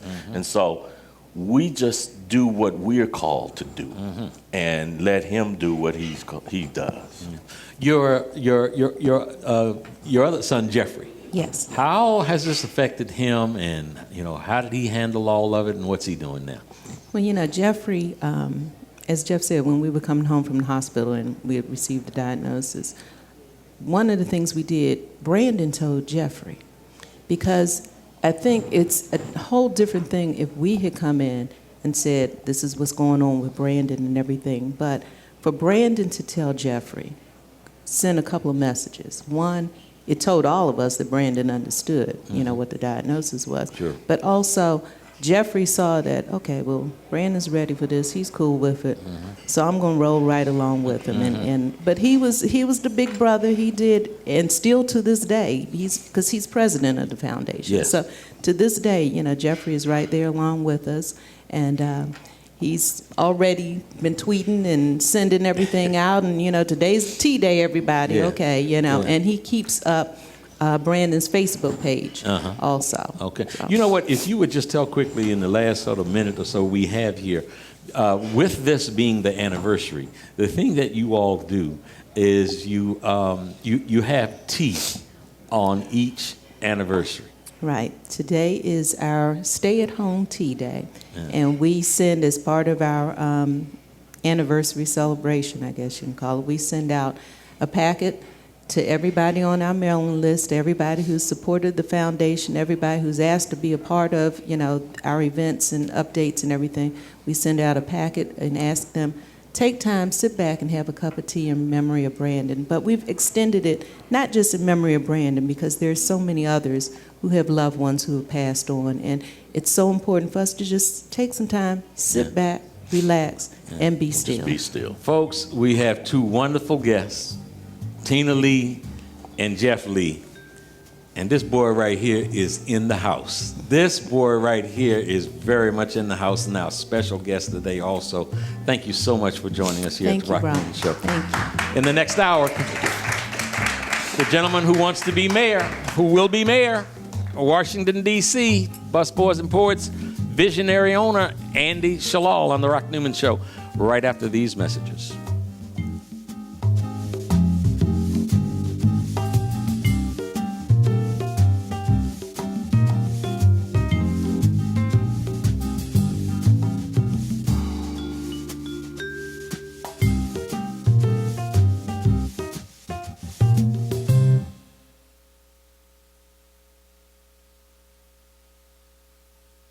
My baby drives a pro handcuff.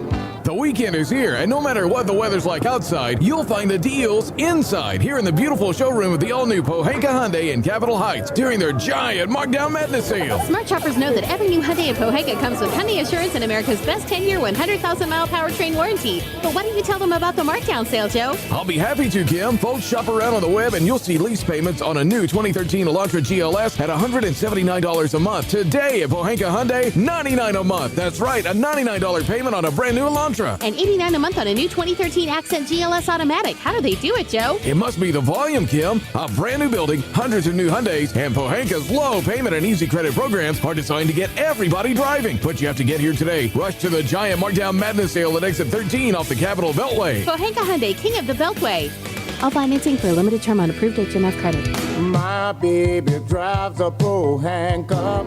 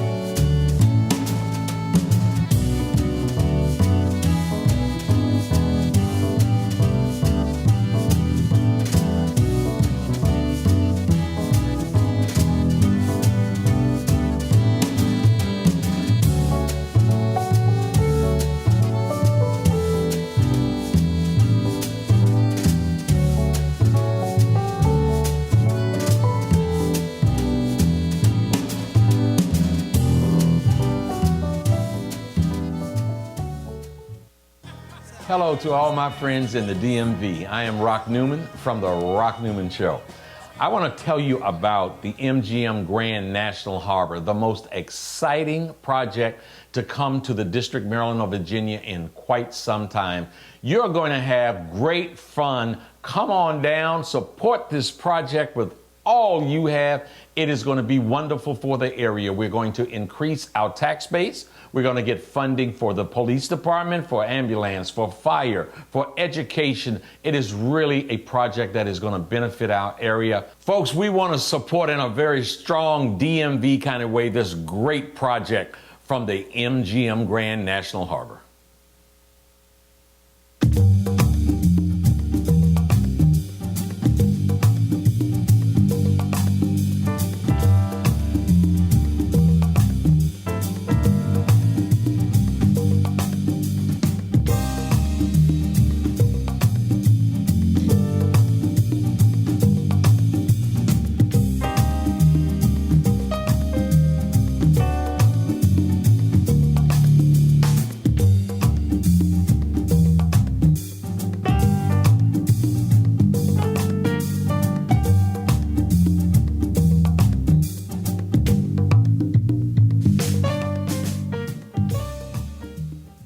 And now, the Rock Newman Show.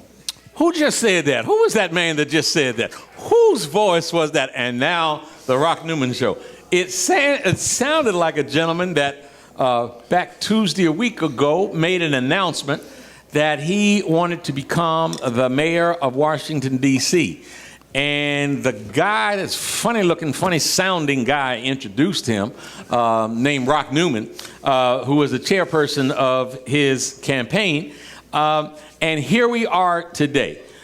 Andy Shalal is here. He's sitting in the seat that Vince Gray sat in not so long ago, that Muriel Bowser sat in not so long ago, that Tommy Wells sat in, that Jack Evans sat in, and anybody else who wants to run for mayor will have an opportunity to sit in the same chair and get the same kind of fair discussion that they all have received before, and hopefully Andy will feel that he receives today. Welcome to the Rock Newman Show, Andy Shalal. You know, man, to be here. This is a really cool place. I always say I'm real happy to be broadcasting from the Langston Hughes room at Busboys and Poets. The guy that put this all together is really a pretty cool dude. I agree.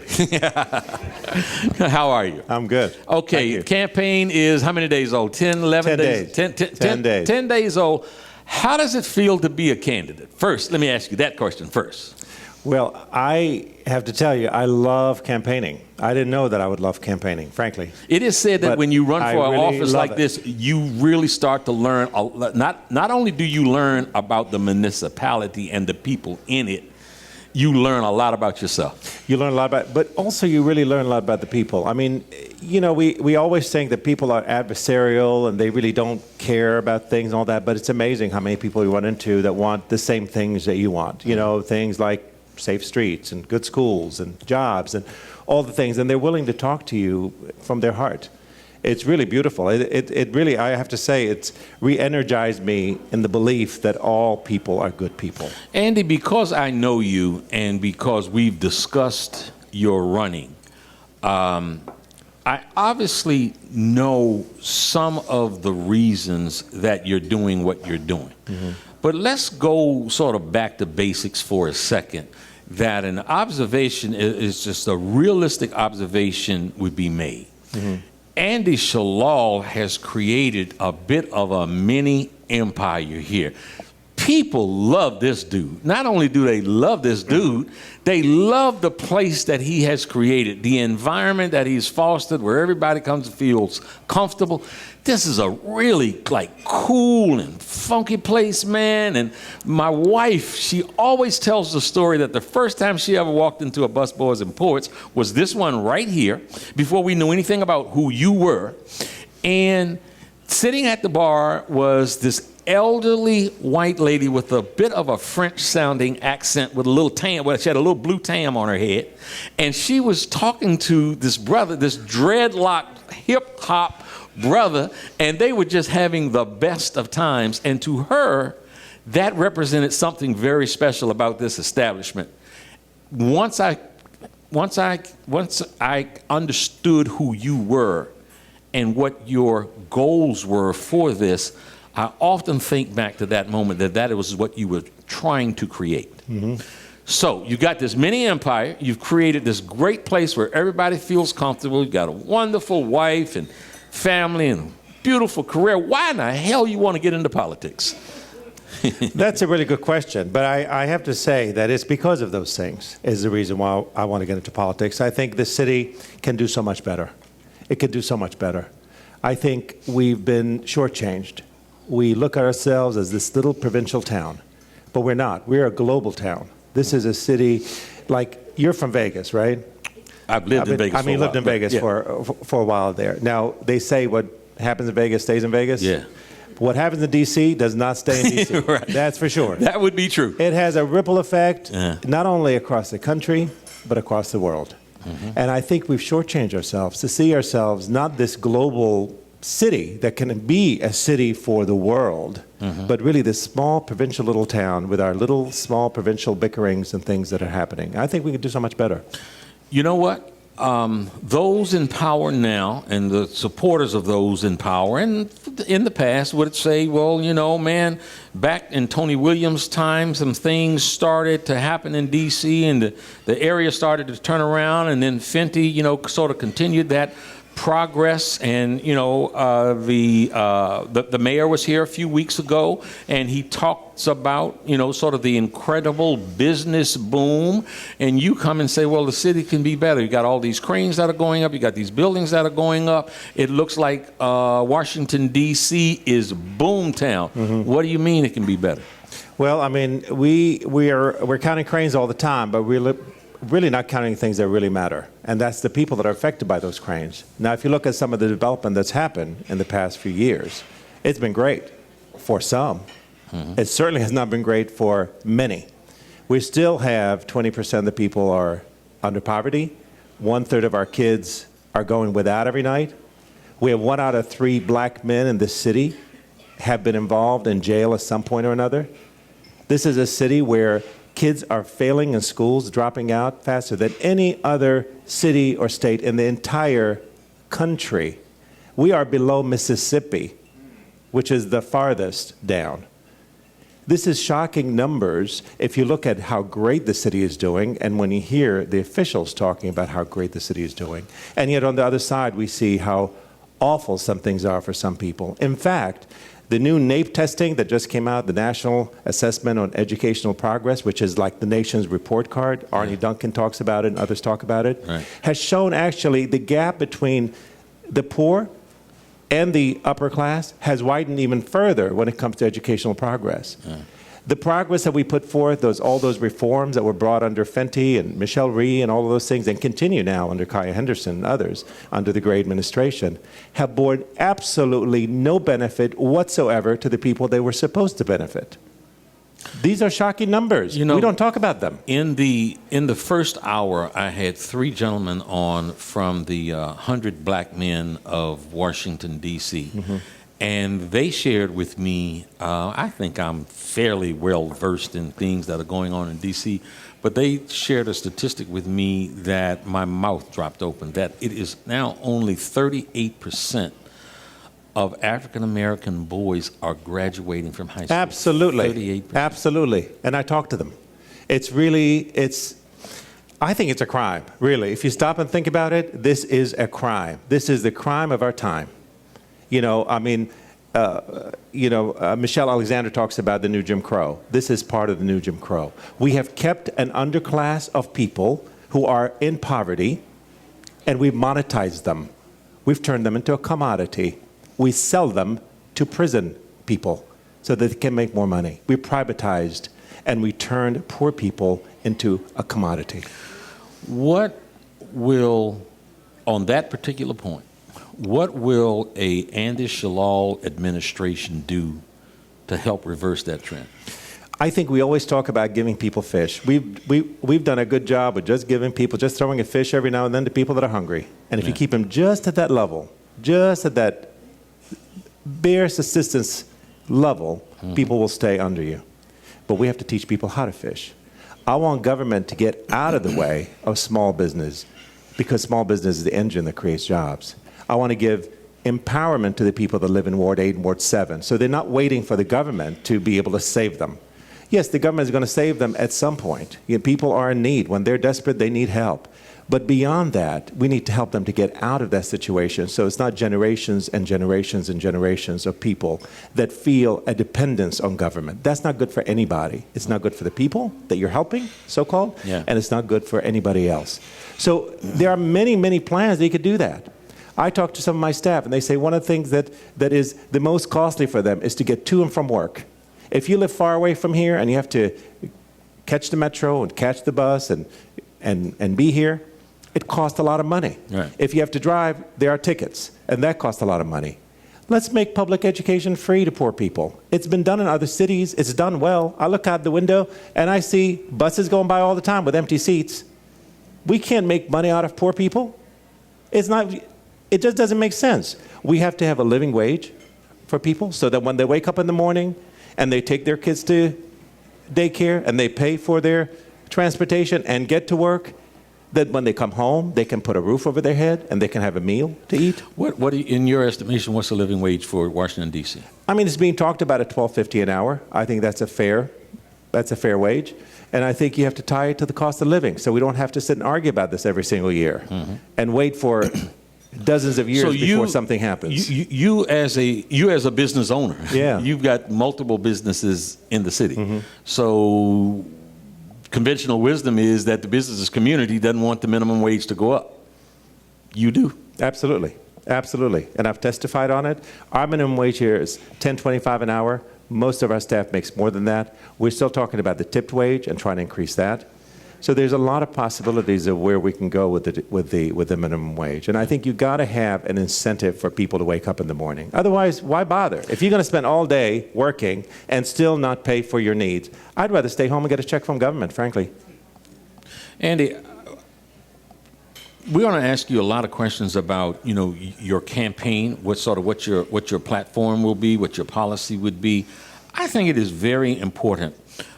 There's I posted on Facebook that Andy Shalal would be great to be the next mayor of Washington, D.C., and a very good friend of mine said, Rock, man, I'm surprised that you say that. The fact that you've given an endorsement is going to make me take a look, but I don't know anything about him. I don't know anything about his policies. Part of what I wanted to accomplish when I asked you to come on the show today was to really not just talk about all the good, great, and wonderful things that you have done to get to this point, but to find out who you are. And as I've done with multiple guests on this show, we went back. So let's go back. Where were you born? Where did you grow up? I was born in Baghdad, Iraq. My family decided to move to this country. My father got a position at that time with the government. This is 1966. How old were you when you left Iraq? I was 10 years old. 10 years old, okay. This is pre-Saddam Hussein Iraq. Okay. So no one even knew where Iraq was on the map at that time. Right. Right? So we came here. We came to Washington, D.C. Let me ask you, even before you came here, as a child, what was, right now, if you think back now, what was your earliest memory as a child? You mean before 10? Yeah. We had it's really funny that you asked that.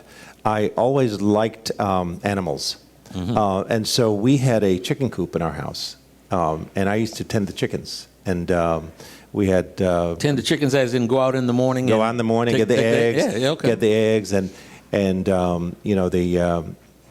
I remember one summer, there was this infestation of ticks. And the chickens got all these ticks on them. And I had to go and get rid of the ticks. And the way we did it is we took Crisco, like a lard, oil, right, and mix it with sugar. You make this paste of sugar and oil. And then you take the chickens one at a time, and they used to get the ticks all over them, especially under their wings. Sure. And you lift the wing up. The chickens didn't like it. And you rub them with this oil sugar ointment, basically. And the ticks start falling off. And I didn't know why then that happened, but what you're doing is you're suffocating the ticks.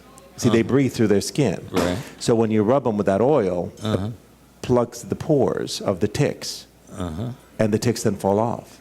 Yeah. And that was like a common household remedy on how to take care of ticks for chickens. This is patented, by the way, folks, so please. I was just thinking about that. Is there a copyright? Is there a patent something? So you had, the question there's always been a question. The owner of Busboys and Poets, is he black?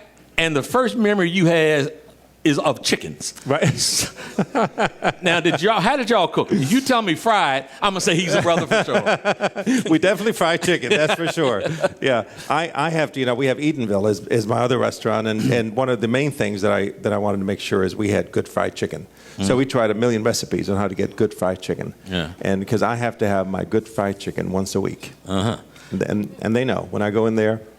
When the question came up, again, there has often been the question, because you named this after Langston Hughes, this facility here, and the Eatonville after Zora Neale Hurston. Zora Neale Hurston, is the guy a black guy? And, there are multiple things that happen. Your first memory is, one again of chicken, you fried them, I remember calling you, and I heard a lot of noise in the background. And it was R&B being played.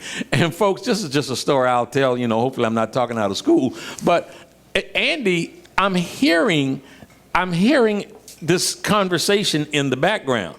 And it was like, no, give him that fried chicken, the collard greens, and the potato salad. And you were at the Players Lounge in Southeast Washington. Right. I didn't know you know anything about that place.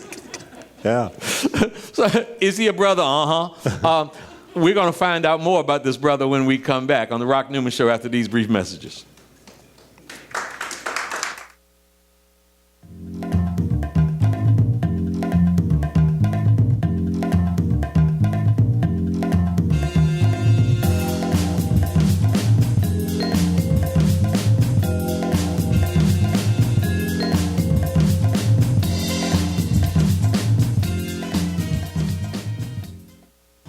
Hello to all my friends in the DMV. I am Rock Newman from the Rock Newman Show. I want to tell you about the MGM Grand National Harbor, the most exciting project to come to the District, Maryland, or Virginia in quite some time. You're going to have great fun. Come on down, support this project with all you have. It is going to be wonderful for the area. We're going to increase our tax base. We're going to get funding for the police department, for ambulance, for fire, for education. It is really a project that is going to benefit our area. Folks, we want to support in a very strong DMV kind of way this great project from the MGM Grand National Harbor.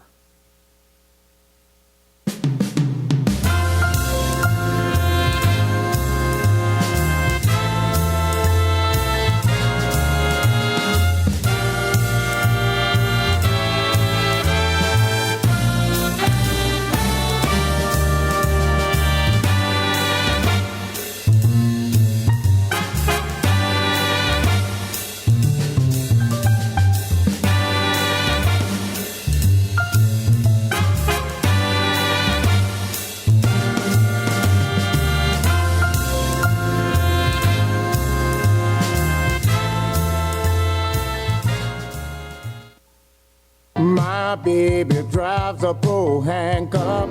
The weekend is here, and no matter what the weather's like outside, you'll find the deals inside here in the beautiful showroom of the all-new Pohanka Hyundai in Capitol Heights during their giant Markdown Madness sale. Smart shoppers know that every new Hyundai in Pohanka comes with Hyundai Assurance and America's best 10-year, 100,000-mile powertrain warranty. But why don't you tell them about the markdown sale, Joe? I'll be happy to, Kim. Folks, shop around on the web, and you'll see lease payments on a new 2013 Elantra GLS at $179 a month. Today at Pohanka Hyundai, $99 a month. That's right, a $99 payment on a brand new Elantra. And $89 a month on a new 2013 Accent GLS Automatic. How do they do it, Joe? It must be the volume, Kim. A brand new building, hundreds of new Hyundais, and Pohanka's low payment and easy credit programs are designed to get everybody driving. But you have to get here today. Rush to the giant Markdown Madness sale at exit 13 off the Capitol Beltway. Pohanka Hyundai, king of the Beltway. All financing for a limited term on approved HMF credit. My baby drives a bull handcuff.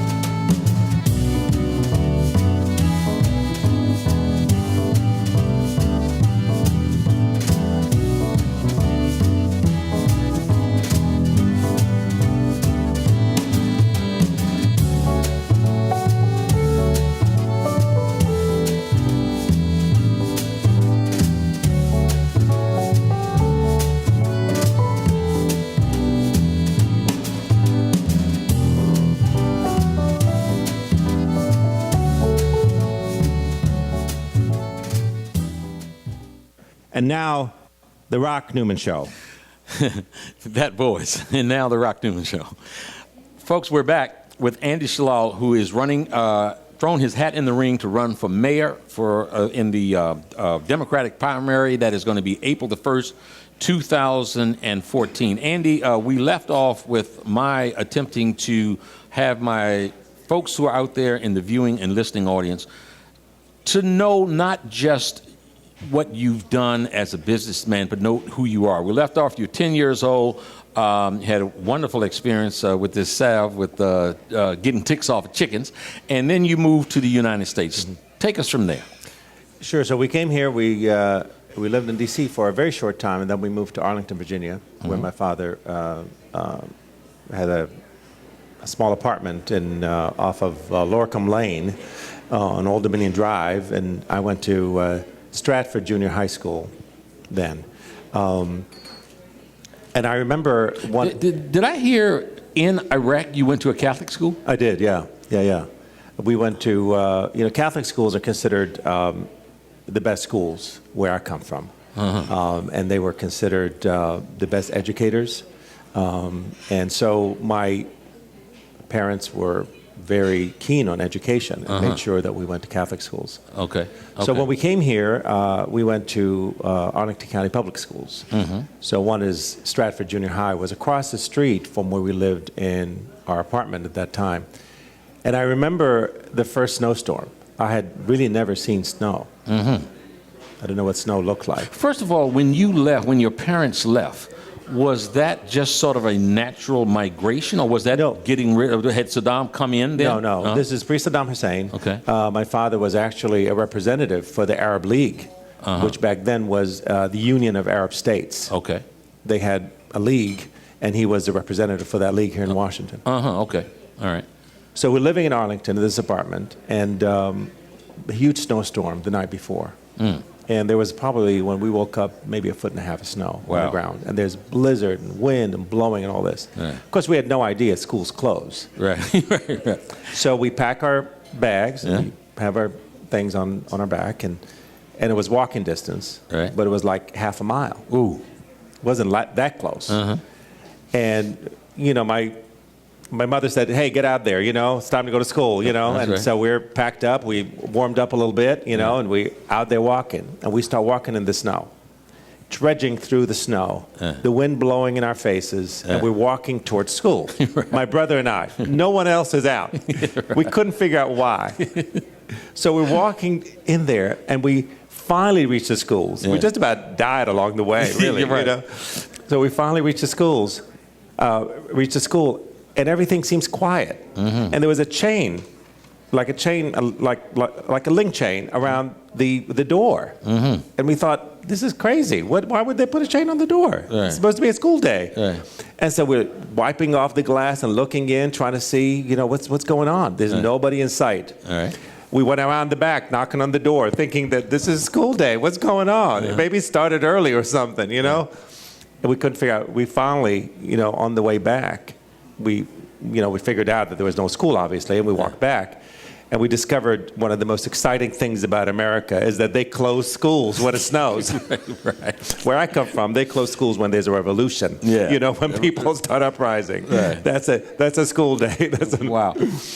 Okay, so you're in elementary school, and I thought one of the things in your bio that somewhere, so the high school, in elementary school, you're in a Catholic school in Baghdad, and then you come over here, you go to school, and you go to Thomas Jefferson High School, and Washington Lee, and Washington Lee. So you got this Iraqi-born guy that goes to Catholic school, comes here, goes to Thomas Jefferson Junior High and Washington Lee High School.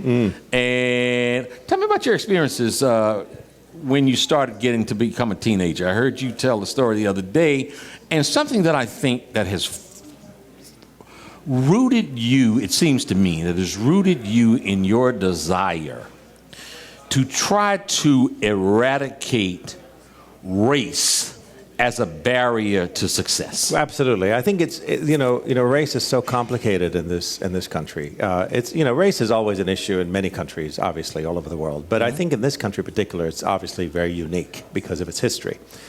When we first came here, one of the first shocking things to me was you actually had to fill out a form where you had to put yourself in a box. Are you white, black, or other? Mm-hmm. And I didn't know what white meant. I didn't know what black meant, and I certainly didn't want to be other. I didn't know what other was. Mm-hmm. So the fact of the matter is, I turned in those forms blank. I didn't know what to say, and I learned afterwards. Of course, this is serious business. And I remember, and I tell the story where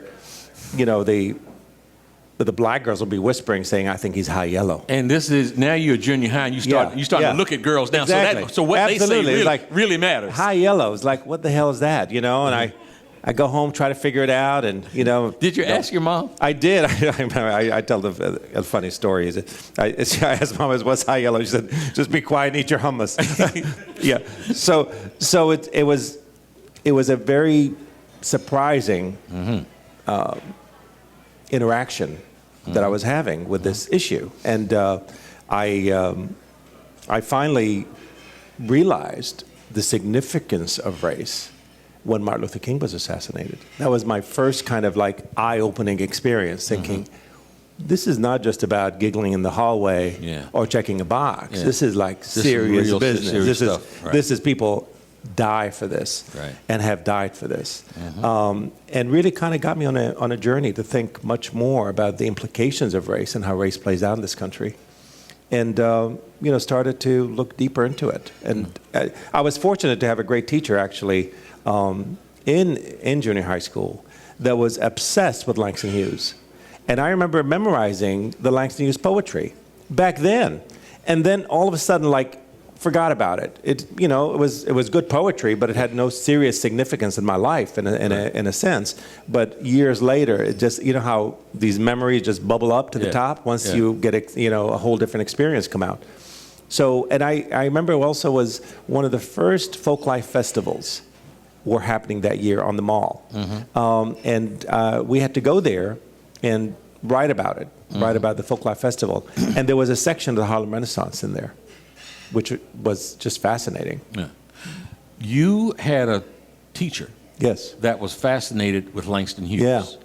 You said you learned some of that poetry. Oh, yeah. Do you remember what you learned? Yeah, I do. I remember. You have a favorite poem from that time? I mean, my favorite really of all time is Let America Be America Again, because I think it speaks so powerfully to what America is. I put people on the spot. Oh. Even if they own this building, I put them on the spot. Okay. How about giving us a shot? Okay. What's it called? Let America Be America? It's called Let America Be America Again. It goes, let America be America again. Let it be the dream it used to be. Let it be the pioneer on the plain, seeking a home where he himself is free. America was never America to me. Let America be the dream the dreamers dreamed. Let it be the strong land of love, where neither kings connive, nor tyrants scheme. Let no man be crushed by one above. The poem goes on and on and on. Yeah. Yeah. What,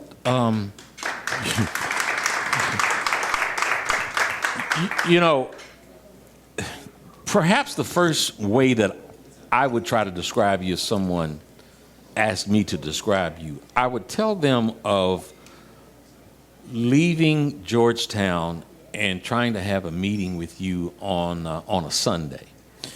And I caught up with you. You weren't home. You weren't here. You were down at the YMCA that was just about to open. And you were in there and you were creating a mural. And I walked in and it was like, it was a different Andy Shalal than what I had experienced before. The owner, the political activist, the visionary. This was a person who was absolutely immersed in what he was doing. And at that point, I was like, you know what, this dude is an artist. What drew you to that? You know, as a kid, it was interesting what drew me to arts. I mean, art has always been a part of my life. I remember when I was a kid, I had rheumatic fever, and rheumatic fever is a it attacks your joints, and your joints become very, very calcified, and you have a hard time moving. I've recovered completely, of course, but a friend of ours brought me this little kit, a book and some coloring crayons, and I started drawing on them. And I remember my mother looking at it and said, "Did you do this?" I said, "Yeah." She said, "This is good. This is really good." You know, it was a picture of a duck and mountains or something like that. I can't remember what, but it's you know how sometimes just one moment of encouragement can push somebody to a different space. Yeah. And I became the artist, you know, and everybody then started buying me things that are art related. So I started to really kind of explore my art. And when we came here to this country, I had a great teacher. My English was non-existent, but I had a great teacher, Mrs. Golden, who actually was the art teacher. And the art teacher also took a real liking to me because I was one of her best students. And so she enjoyed the work that I was doing and encouraged it quite a bit. I want to come back to the art, but I want to actually jump around. A seasoned Washington, D.C. political veteran posed a question to me. He said, Andy Shalal, he has a great establishment, Busboys and Poets, and man, I don't know anybody that doesn't love that place. It's a great place and it's easy to love. But we don't know Andy Shalal, and he doesn't really have name recognition.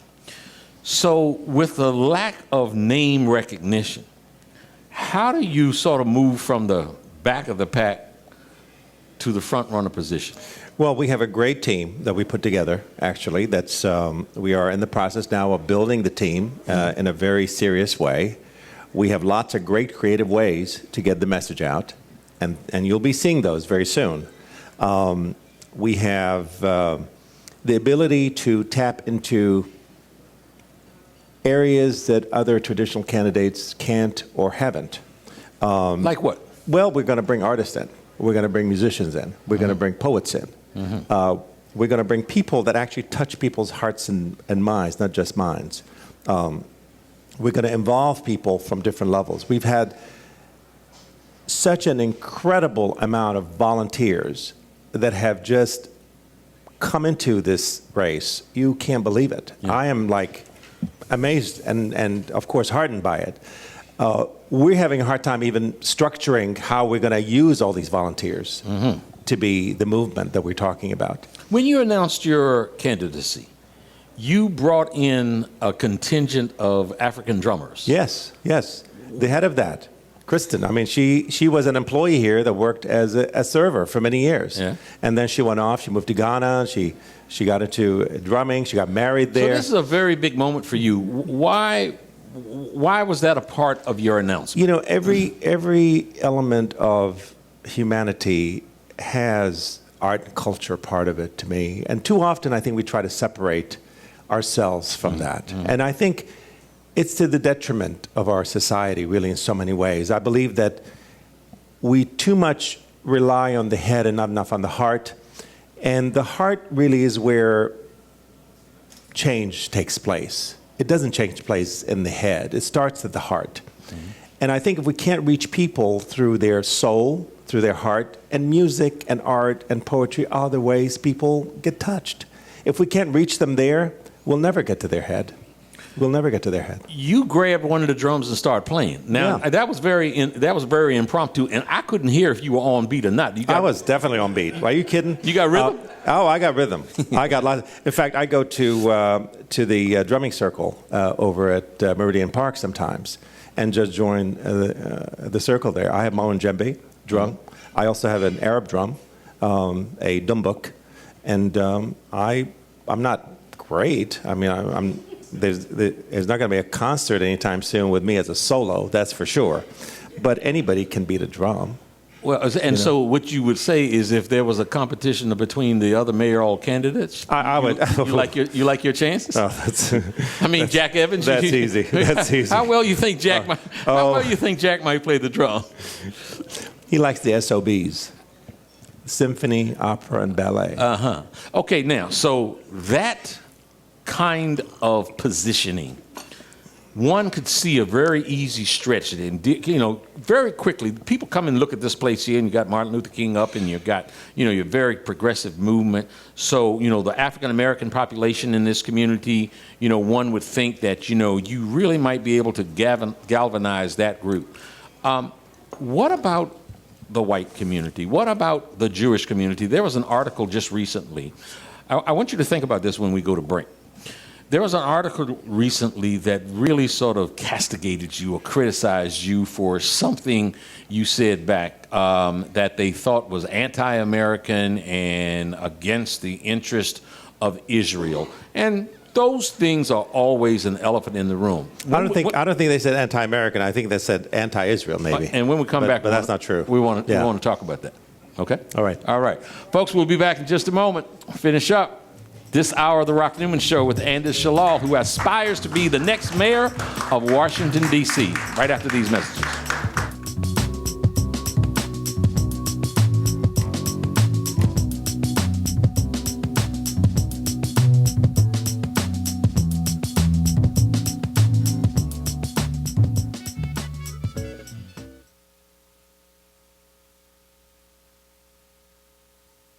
My baby drives a handcuff.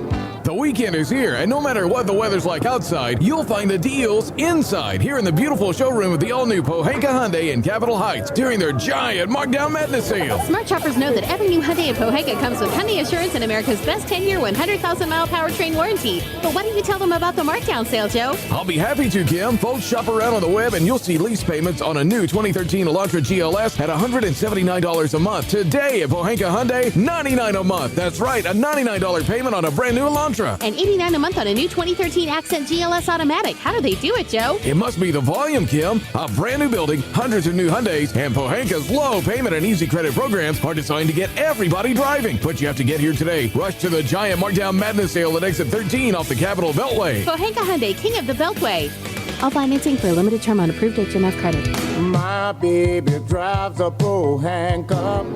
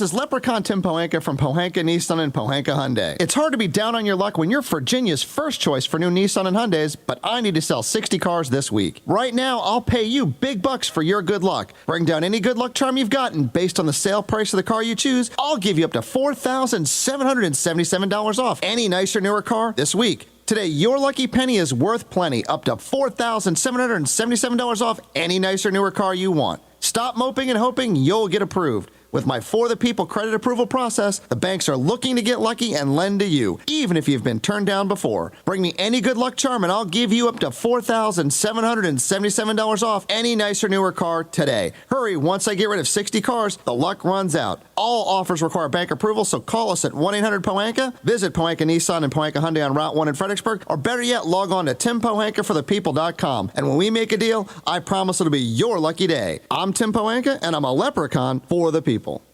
And now, the Rock Newman Show. Folks, as we wrap up here today, Saturday, November the 23rd, to wrap up this last hour, before we get out, I want to thank my previous guests. This is absolutely a fascinating show today. Prentice Parrish, James Proctor, and Kevin Walter Smith from the 100 Black Men of Washington, D.C. Karamu Kush, the writer, director, and actor. Sophia Stewart, who's referred to as the mother of the Matrix. She makes some extraordinary claims that the matrix was done as a result of a manuscript that she submitted. We've asked her to come in studio to bring her evidence. She said she would do so. The gentleman who this show was dedicated today, Brandon Carrington Lee. Brandon's parents were here, Jeff and Tina Lee. They are heading up the Brandon Carrington Lee Foundation that is committing to fight pediatric cancer through research. And we wrap up the hour with the gentleman who aspires to be the next mayor of Washington, D.C. He's the owner of Busboys and Poets in Eatonville, Andy Shalal. Andy, before we went to break, we were talking about an article that was written recently that was somewhat critical of you and some what were described as anti-Jewish, not necessarily even Jewish, anti-Israeli comments. Yep. Your comment?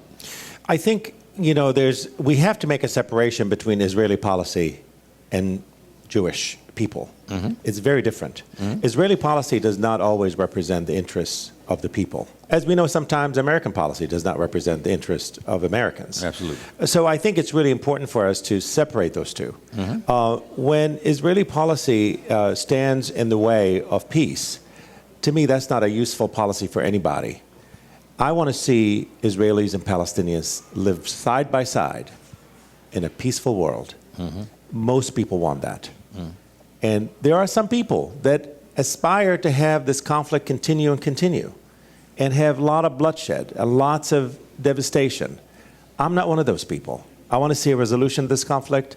And I think sometimes the policies of the Israeli government, the very right-wing Likud government of Israel, has created more devastation for both Israelis and Palestinians than anything else. So that policy needs to stop because it's not useful. Now, I will be very candid. I'm aware that you formed some sort of organization or belong to an organization or something that strives for unity amongst Jewish people and Palestinians. I'm vaguely aware. I probably should be more aware, but I'm just vaguely aware. Can you explain? I have lots and lots of friends in the Jewish community, in the Arab community. They know the work that I've been doing. I've been doing it for decades. And what is it? This is peace work. The Peace Cafe, actually, which is the longest running dialogue group between Arabs and Jews in the United States, the Peace Cafe, and the largest, has been going on since 2000. It was started by myself, a woman named Mimi Conway, a woman that is a writer and a teacher here at George Washington University, and the artistic director of Theater J, which is the Jewish theater at the DCJCC. The three of us put this together to open up a dialogue between Arabs, Jews, and those interested in a long-lasting peace in the Middle East to come together and talk about issues of common interest. And this has been going on since then. We've had at least, well, it wouldn't be an exaggeration to say hundreds of gatherings of people that are interested in finding a peaceful resolution. And lots of stuff has happened during that time. I joined the council of Theater J at the DCJCC. I'm one of their members there. I've been involved in their program that's called Voices of a Changing Middle East, that they bring all kinds of plays to be able to talk about issues in the Middle East. So I've had very deep roots in the Jewish and Arab community here in the United States. Okay. It has been said that it might be one of the toughest constituent groups for you to get support from would be the church-going ladies, the Christian church-going ladies that fill the churches on Sunday mornings in Washington, D.C. How are you going to reach them? Are you kidding? I've been going to churches. In fact, I went to a church on Minnesota Avenue. Dr. Fisher and his wife run the church. They invited me there to their little congregation. I had an amazing time.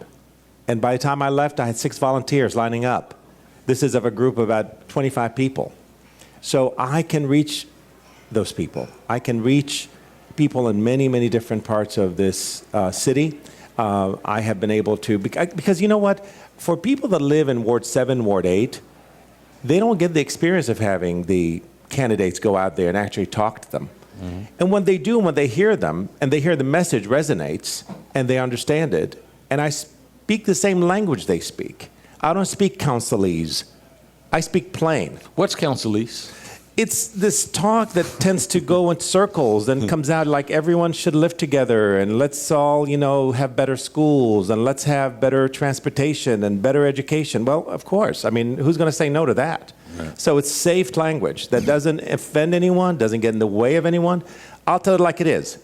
I speak like it is. We had a debate the other day, the DC Bar Association debate, right. And there was a question that came up. They said if an initiative comes out from the citizenry, that means if citizens get together and put an initiative together, and it passes like it has, for example, for the DC Attorney General, right. that was just overturned, right. or the initiative that I worked on, which was to limit campaign contributions to $100 back in 1991, which was also overturned by the City Council. They asked the question to all the people sitting there, would you uphold the people's voice? And I was shocked at the nerve that actually council members would sit there and question the people's voice. And so two of them, Jack Evans and Muriel Bowser, both said, we'd have to look at it and think about it and all of that. I said, think about what? You're representing the people. Right. I came to this country and I learned civics. This is government of the people, by the people, and for the people. Supposed to be. It's not for the developers, by the rich, for the rich. It's not supposed to be that. And I mean, I have to tell you, I am shocked at the lack of anger out there. Really. At the lack of anger. Really. When you said that, I was thinking about something. That if an initiative goes, if a ballot comes up, there's an initiative, and the people vote for it. Yes. And we live, we can debate about whether or not we truly live in a democracy, especially here in D.C., where we don't, we pay taxation without representation. But I kind of want to stay with you on that for a second, that you actually have sitting council members who are saying that if the people vote on an initiative, they would consider turning it back. Well, they're not just saying it, they've done it. I helped pass Initiative 41, which was to limit campaign contributions. It passed by 72% of the voters. 72%. The next day, it was overturned.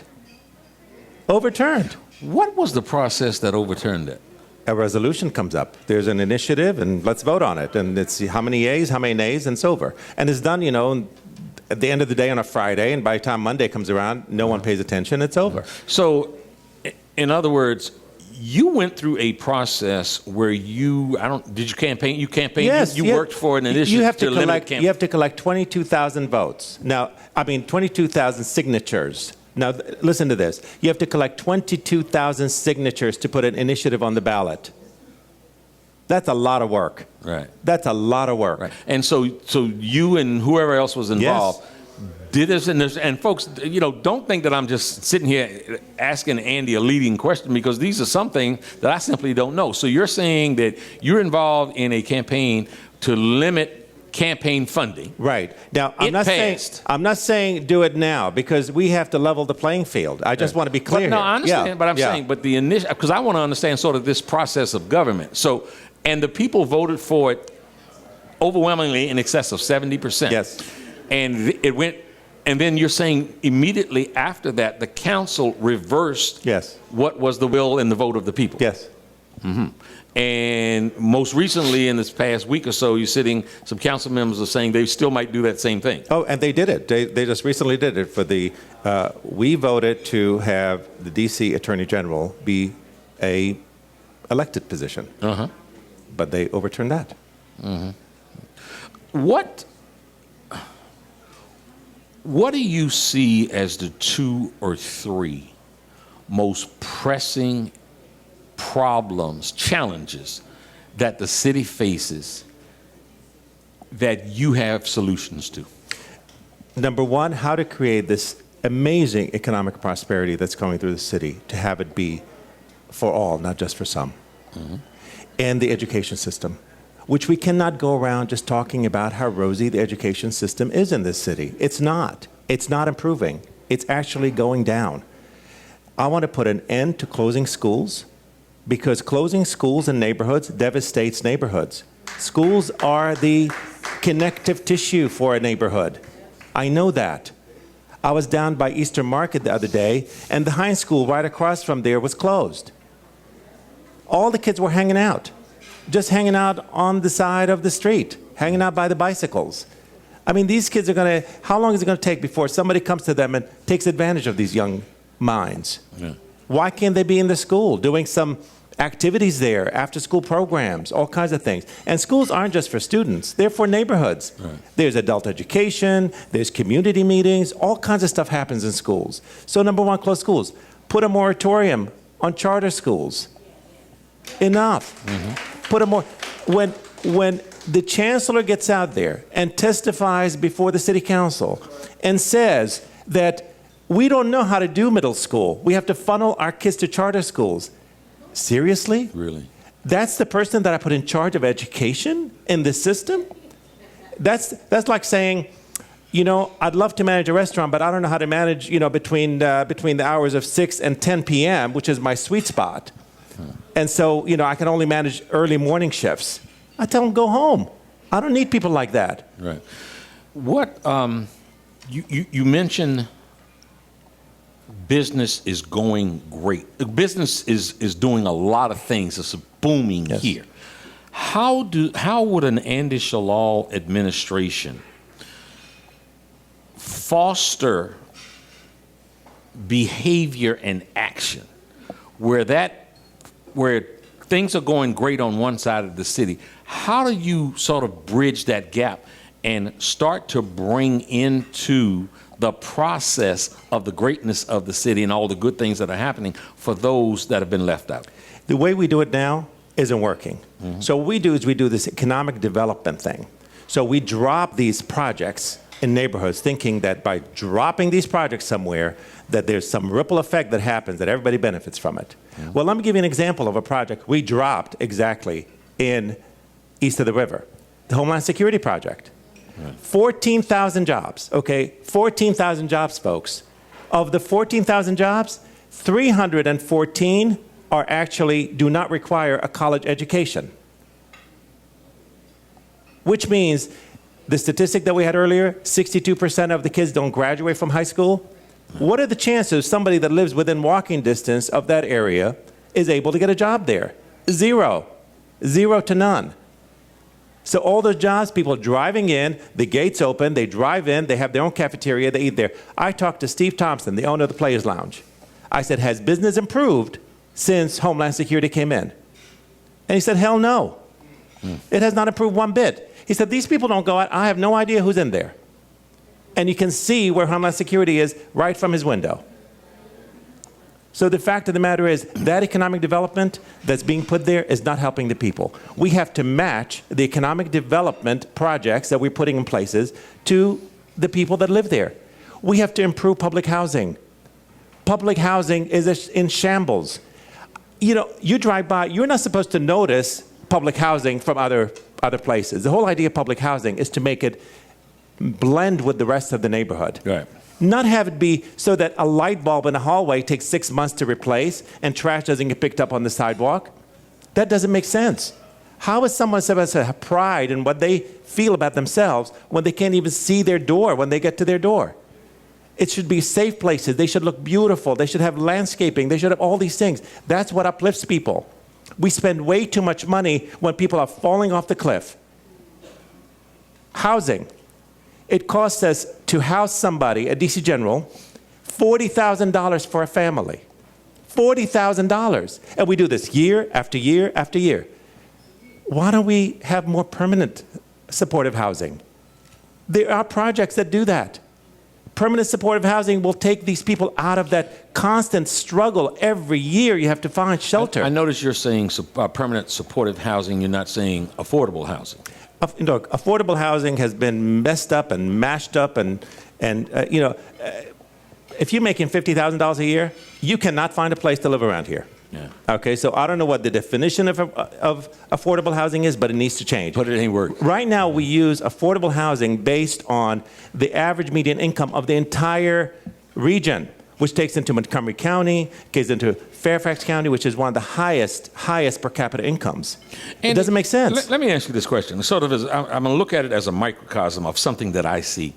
That, you know, your employees, your waiters, and everybody, when you walk into a Busboys and Poets, part of what makes this place work and makes it a place where everyone feels comfortable is how people are greeted and treated. Mm-hmm.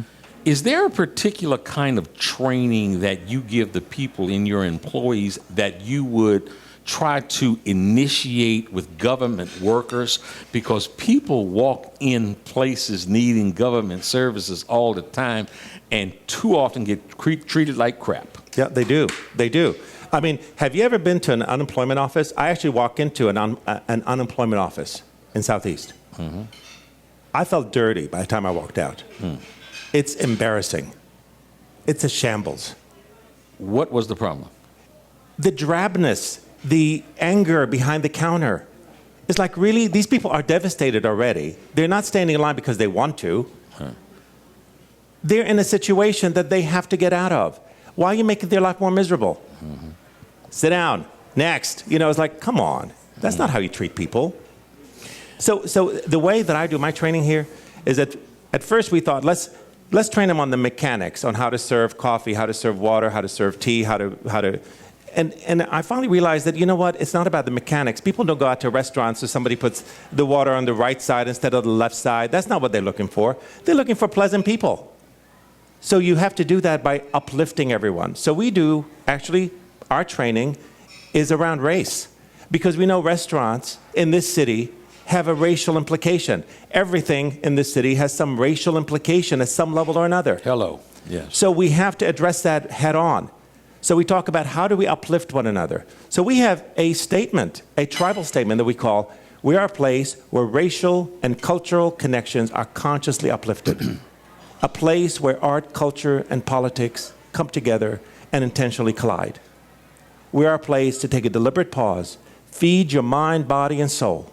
And by creating such a place, we believe we can change our neighborhood, our community, and the world. Now imagine a city where that is the vision of this city. If we had a vision in this city where people come first, we would never have the debacle where you have somebody that didn't pay $200 get their house taken away from them. Right. Like, seriously? Yeah, that's a like, nobody noticed? That has been a tragedy. I mean, it's not just a tragedy. I think somebody should be held accountable. Mm-hmm. Jack Evans, this is his oversight committee. Mm-hmm. At the D.C. Bar Association debate, he tried to take credit for the fact that he was doing the work to do this. And Mike DeBonis, much to his credit, said, oh, no. It was the Washington Post that was the first one to talk about it. Right. Okay? Now, why does it take a hearing to go over this? No, you put a stop on it day one. Right. You don't put a hearing so that 5 other or 10 other homes get taken away from elderly people that have no say. I was late in taxes one time.